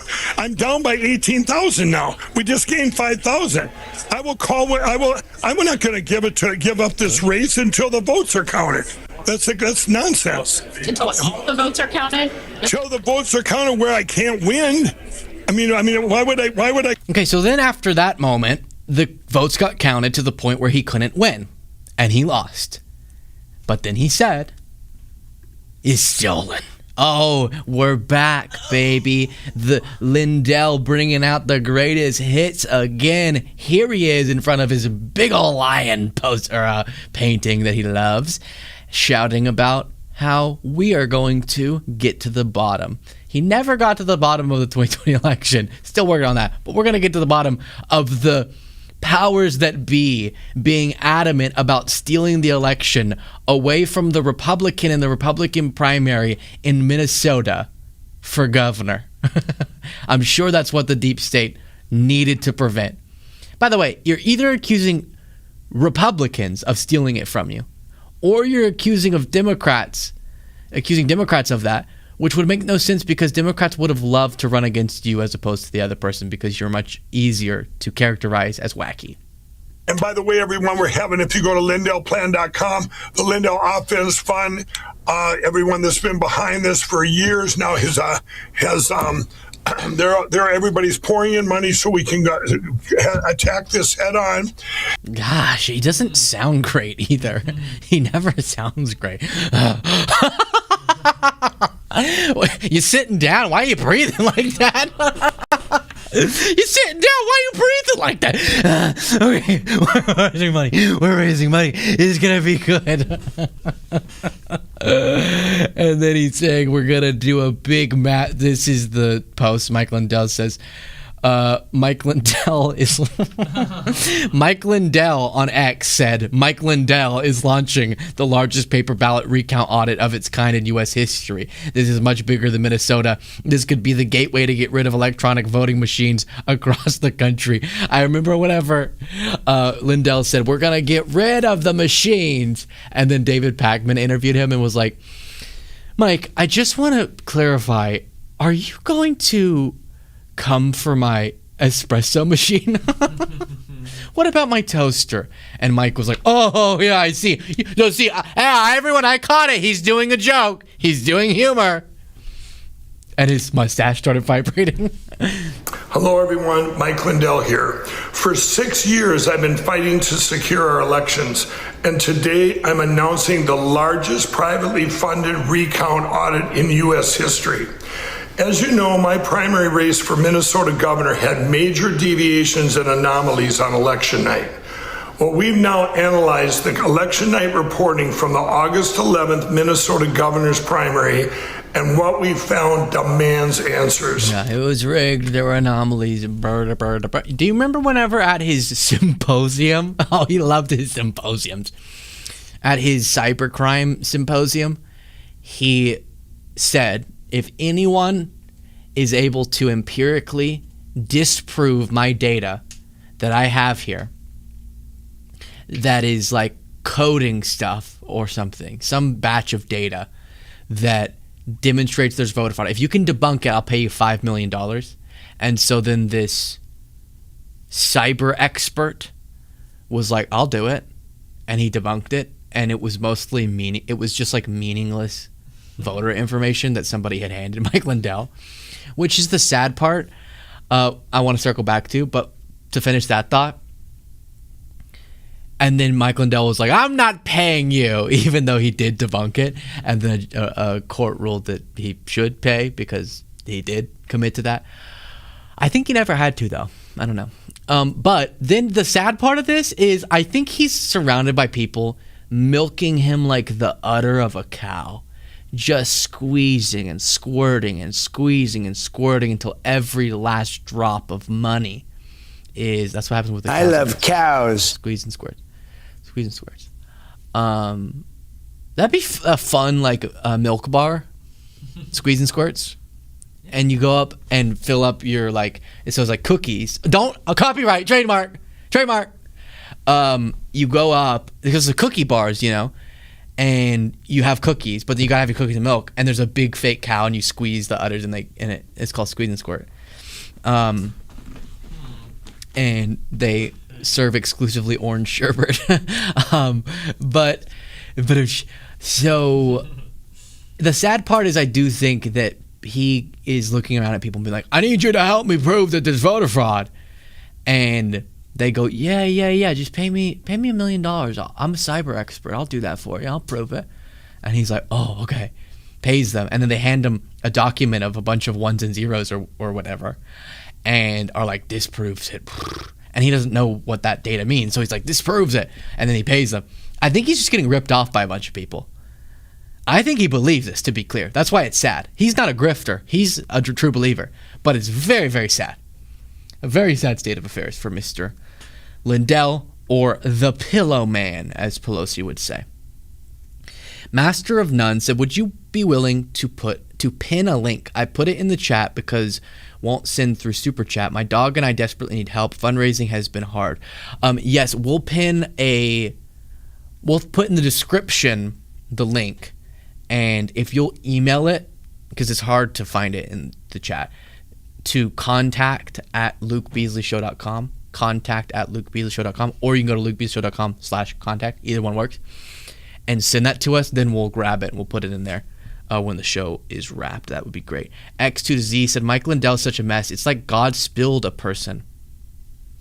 He also appears to be suffering from daytime apnea, probably sleep apnea as well then, You think that's like what the breathing is all about? It's not... From the standpoint of breathing, it's not what you would expect. All good? You need we're just doing a little bit of communication. You need another one? We need another one. Okay, cool. Let's jump into Joe Rogan. Joe Rogan recently had an interview with J.D. Vance.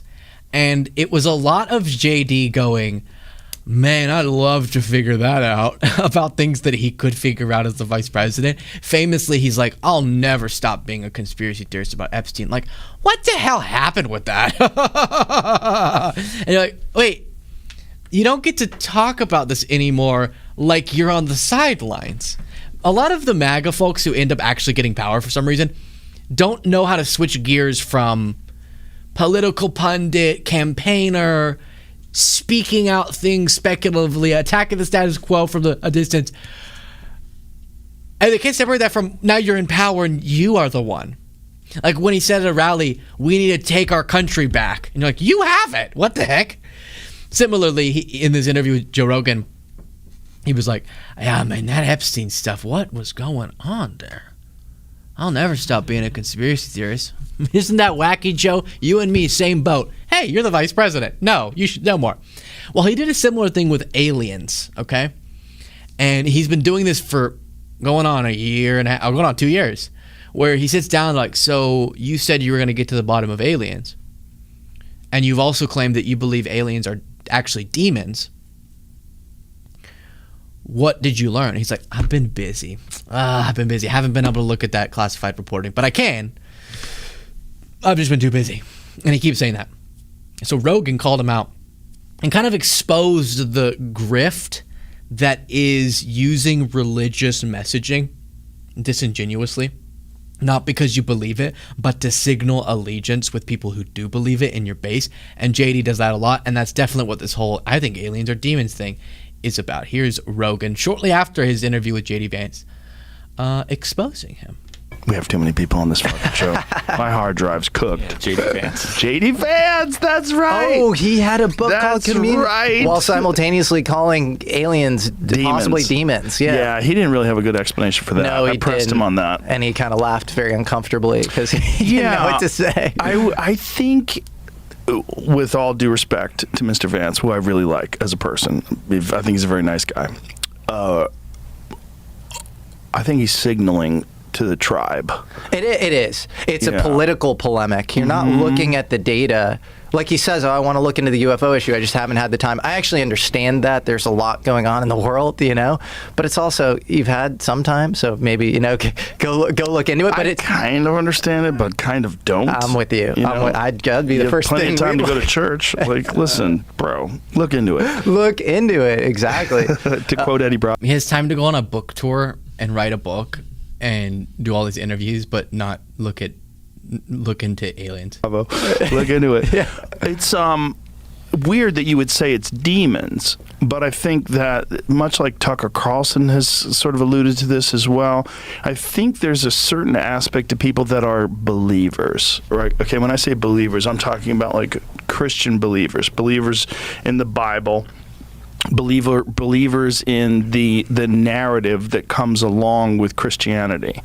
And that for them, there's like, if you say, I believe they're demons, like he's on our side, you will attract those people. That will resonate with certain people. And I do think, very unfortunately, that there are politicians that say things, we both know this, that they don't necessarily believe because they think that their base wants to hear it. Totally. Yeah. Yeah, you're a traditionalist. You're like, why do we have to deal with this new agey bullshit? It's just, go back to the scripture. They're demons. And, I like it. I like how this guy's talking. Exactly. And it ends the conversation because then it's like, okay, but if they're demons, they're angels too. And what is a demon and what is an angel? Well, also, where's the evidence that these demons are doing anything demonic? Well, here's where it gets interesting, which is if you actually talk to a Jacques Vallée, who I do think is probably... So, in very kind language there, Rogan's accusing JD of lying about his beliefs to virtue signal to really religious MAGAs, who JD does not believe that the quote-unquote UAP sightings are demons, but he'll say it, which I should probably give you the context clip for when he said that initially. But the good part is it's not loading, and so we love... There it is. Now it is. So I will play that for you so you know what Rogan's referencing there. But yeah, it's a grift. And JD does this. That is who he is. The thing I take issue with is Rogan was really friendly in his interview with Vance and didn't bring up a lot of things. And I like him personally. I don't care. Once you're the vice president or the president, don't ever tell me if you like them on a I get a beer with him basis. That just is not what I care about. Also, you would not like to have a beer with JD Vance. Did you see him? When did you turn 18? You don't want to be walking around in public with that guy. And I wish Rogan would have thought on this issue, he calls him out for being the type of politician who pretends to believe things to appeal to groups, but doesn't quite get to the broader point, which is that is who J.D. Vance is on a molecular level. Every bit of him is crafted for political advantage. You know this because of his conflicting statements about Trump over the course of years. Once he realized he could get in power by being supportive of Trump, he shifted from this could be America's Hitler to he's amazing. And he's so fake. He's so astroturfed. Even the way that he ascended in his career and then in office with the help of, the guidance of, kind of the crafting of Peter Thiel. Like, Rogan likes the sort of conspiracy thinking, the wealthier, powerful folks are really calling the shots and they're going to tell Kamala what to do anyway, so blah, blah, blah, blah, blah. But then when it comes to J.D. Vance, who's a creation of Peter Thiel, like in a lab, Rogan doesn't stumble across that. No, he doesn't. But here's J.D. Vance saying, I think UAPs are demons. Looked into it yet. Okay. All right. Well, we're waiting for it. We saw aliens.gov. We saw aliens.gov. I don't think they're aliens. I think they're demons anyway, but that's a longer discussion. Well, I can't let you go without a follow-up on that. Because Barack Obama is on this podcast and he goes, yeah, aliens are real, but like, here's where they're not. And, you know, and so Obama says, yes, aliens, he gets asked point blank, are aliens real? Why are you laughing so nervously? Now you're making me scared that there are aliens amongst us. Wait, what do you mean by that? Nothing was funny, JD. Did you hear this thing about that Obama said? I didn't. It's kind of strange, JP Mandel. Oh, yeah. And he goes, but they're not at Area 51. And where are they? Well, that's what he says. No, you're the vice president. Trump had to go save him, and he said he's going to declassify. Okay. So you think they're demons? Well, look, I think that celestial beings who fly around, who do weird things to people, I think that the desire to describe everything celestial, everything as otherworldly, to describe it as aliens, I mean, every great world religion, including Christianity, the one that I believe in, has understood that there are weird things out there, and there are things that are very difficult to explain. And I naturally go, when I hear about sort of extra natural phenomenon, that's where I go to, is the Christian understanding that, you know. No, you don't. But then great job nailing that talking point. If that's what demons are, then that makes me take a deep breath, because like the bad thing the demons do is pew across the sky, and we go, well, that was weird. Oh, that's it. Oh, but they also scratch the hell out of Tucker Carlson. Those two things. Pew. But listen to the beginning of this. He does this with Epstein and UFOs. He's like, Benny, I want to get to the bottom of this. What the hell's happening with that? Benny's like, no, JD, what's happening with that? And he's like, I know. What the hell's happening with that? You're going to release all the UFO files? We're working on it. It's funny. When I came in, I was obsessed with the UFO files. And then you start getting really busy worrying about the economy and national security and things like that. Yeah. But I've still got 3 more years as vice president. I will get to the bottom of the UFO files. Okay. You get to the bottom of it. Okay. Well, then, while we're on getting to the bottom of things, somebody needs to get to the bottom of Tucker's whole dealio, right? Which is, of course, that he wasn't just scratched by a demon in the night, and it wasn't his 4 dogs who were in the bed with claws. He also may have been fired because of a demon. A demon may have gotten him fired from Fox News. And so one of the forms of diabolic, when they affect people psychologically, you see this even with like people getting fired for no reason whatsoever because the demons step in and say, hey, you got to get rid of this person, right? And put a perspective that there's something wrong with this person. Then you go back afterwards, after the person's gone, you say, like if you have the highest rated show on TV and all of a sudden they fire you one day. Yeah, exactly. Yeah, exactly. Yeah, exactly. You're gonna hurt your neck one day. He's always like,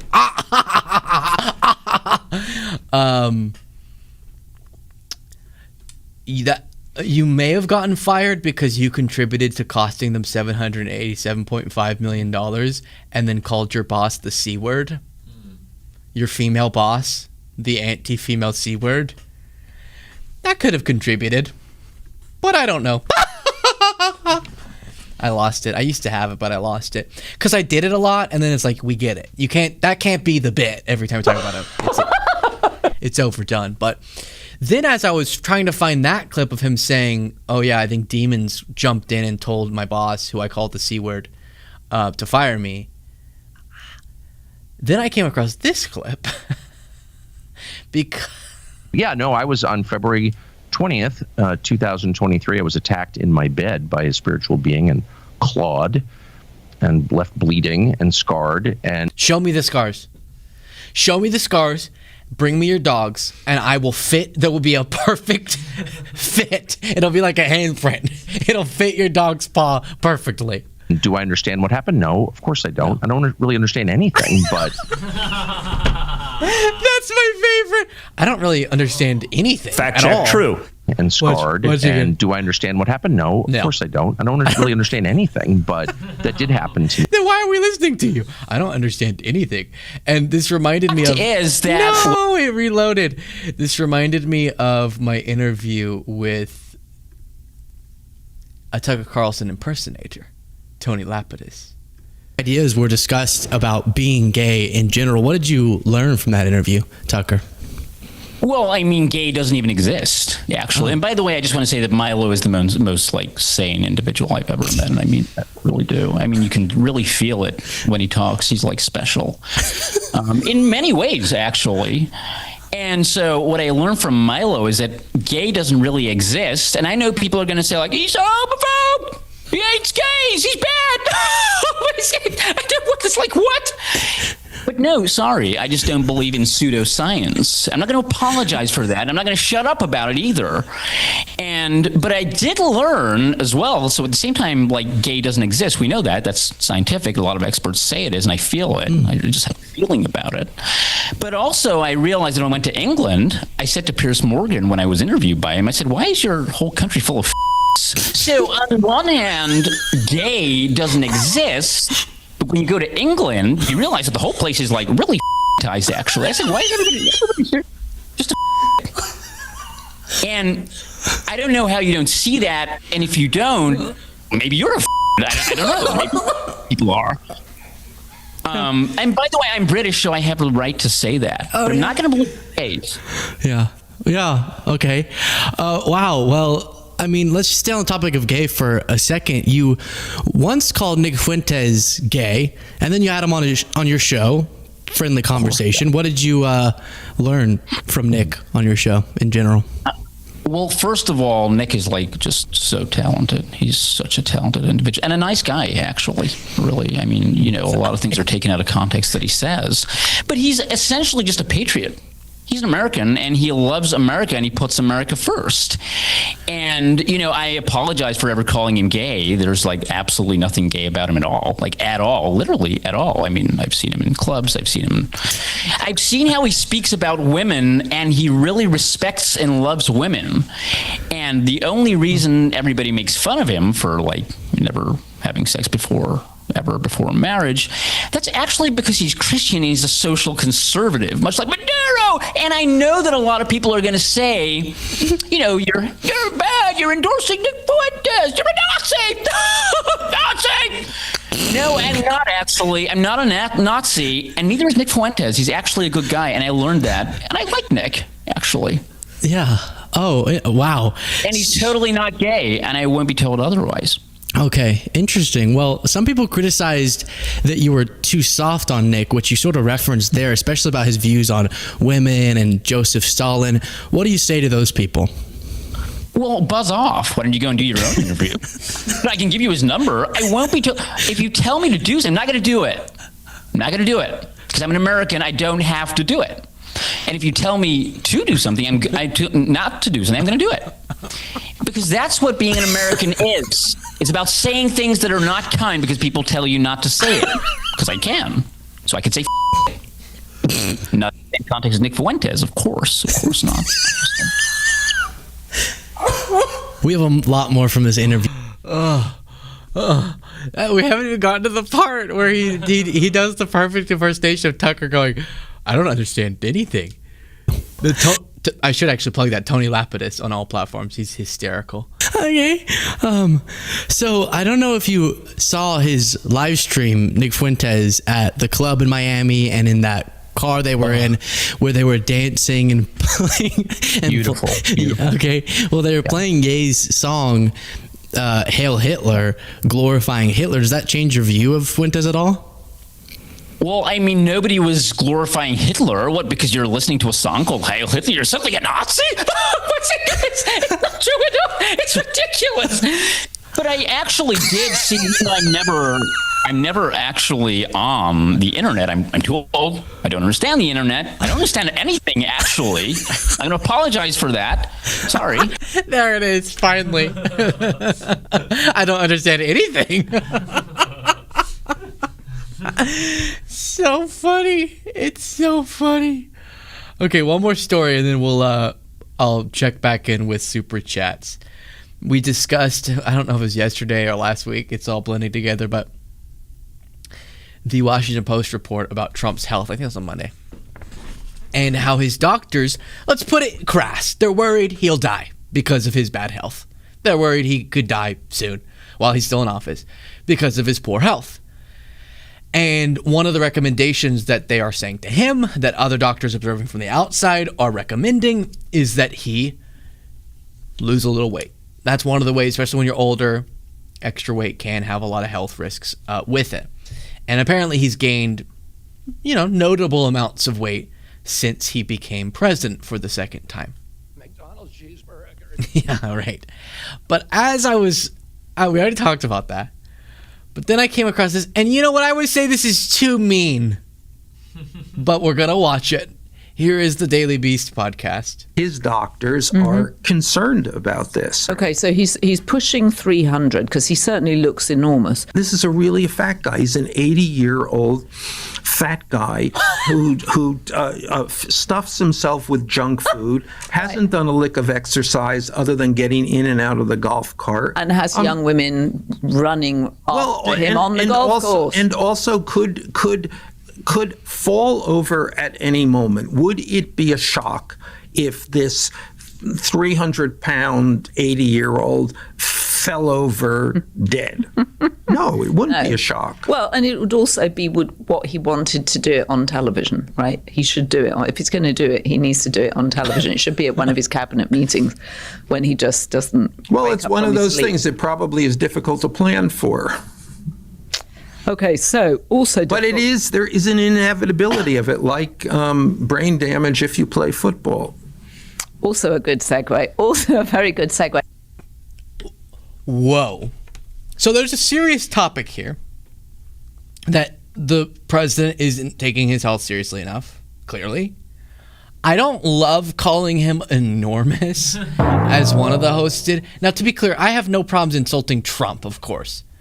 But, a lot of people are his size in our country. And I don't want to, them to be catching strays where you look at him in an outfit and if they have, a similar body weight and height, and then people are like, what a fatty.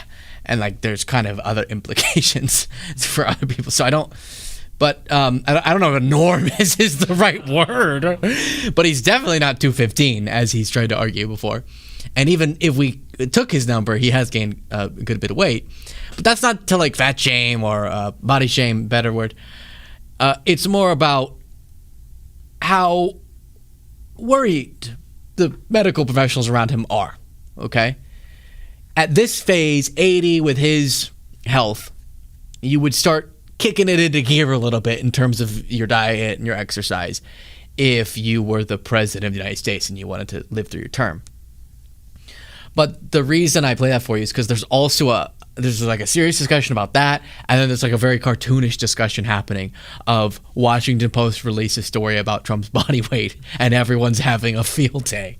And maybe we keep it focused on the important part, but I gotta say, it was hard not to listen to that clip, right? It's a little riveting. But I can't imagine what she means by he would do it on television. A very special announcement this evening in the Oval Office. My fellow Americans. What? So yeah, we wish everybody well, I guess. And I hope that his health, I hope that he can be very healthy and just resign from office. That's what I hope. I hope that he goes, you know what, I found a passion for pickleball and I need more time to play pickleball, so I'm going to resign from the presidency. That's what I hope. And then I hope JD gains a bunch of weight. I don't know why I said that. That's completely random. Intuition Jen, thank you for the super chat. Cajun C said, don't dream it, be it. And then SWVYIM58 said, was Tucker covered in Demon 7? Just asking. Now, I think they meant to say...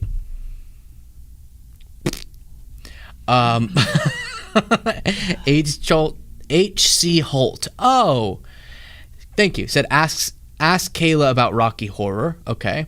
And then the TSW said, I'm glad you read through autocorrect. I got it. Digital Design and Innovation said, let's just say he's well-rounded. Maybe that's a good euphemistic way to say it. But again, for Trump's terrible. He's a terrible, terrible, terrible person. And for an 80-year-old who's never been that concerned with what he eats, he looks fine. He looks not fine. But in terms of like, I don't think we need to overstate, oh my gosh, he's so obese, people will shout. It's like, just be careful. We want everyone. We want people to take serious. Of course, we both can honor the beauty of people's bodies of different shapes and sizes and recognize the health implications of having too much excess fat. And we should take that seriously, encourage people to be healthy while also loving them where they are, of course. We don't have to love Trump for where he is, obviously. But I don't want to be taking shots that end up hitting somebody else. You know, if you're talking about humongo. Because we got some beautiful biggies out there. You know, beautiful biggies. Baddies, beautiful big baddies. Who are my Beasley's beautiful big baddies? Put baddie in the chat. Okay. And Stefana. Oh. I can't help. I don't know. Andy Stefano, probably. Yes. Thank you so much for the super chat. I appreciate it. Sorry for watching that. That is our show for today. I do have to tell you, we're not going to be able to do a bonus show. My no sleep, I just used it all in 2 hours. So I don't think I can do a bonus show this evening. But tomorrow, get ready. Click the join button, become member, because you'll get a live bonus show tomorrow at 6 p.m. Eastern time. Normally we do every weekday. And then Cole's telling me there's one more that I'm going to have to check in on when he decides that he wants to send it. There you go. B. Bascovia said, I love it when you call me Big Papa. Yeah, I definitely remember calling you that a lot. All right, Big Papas out there. Bye-bye.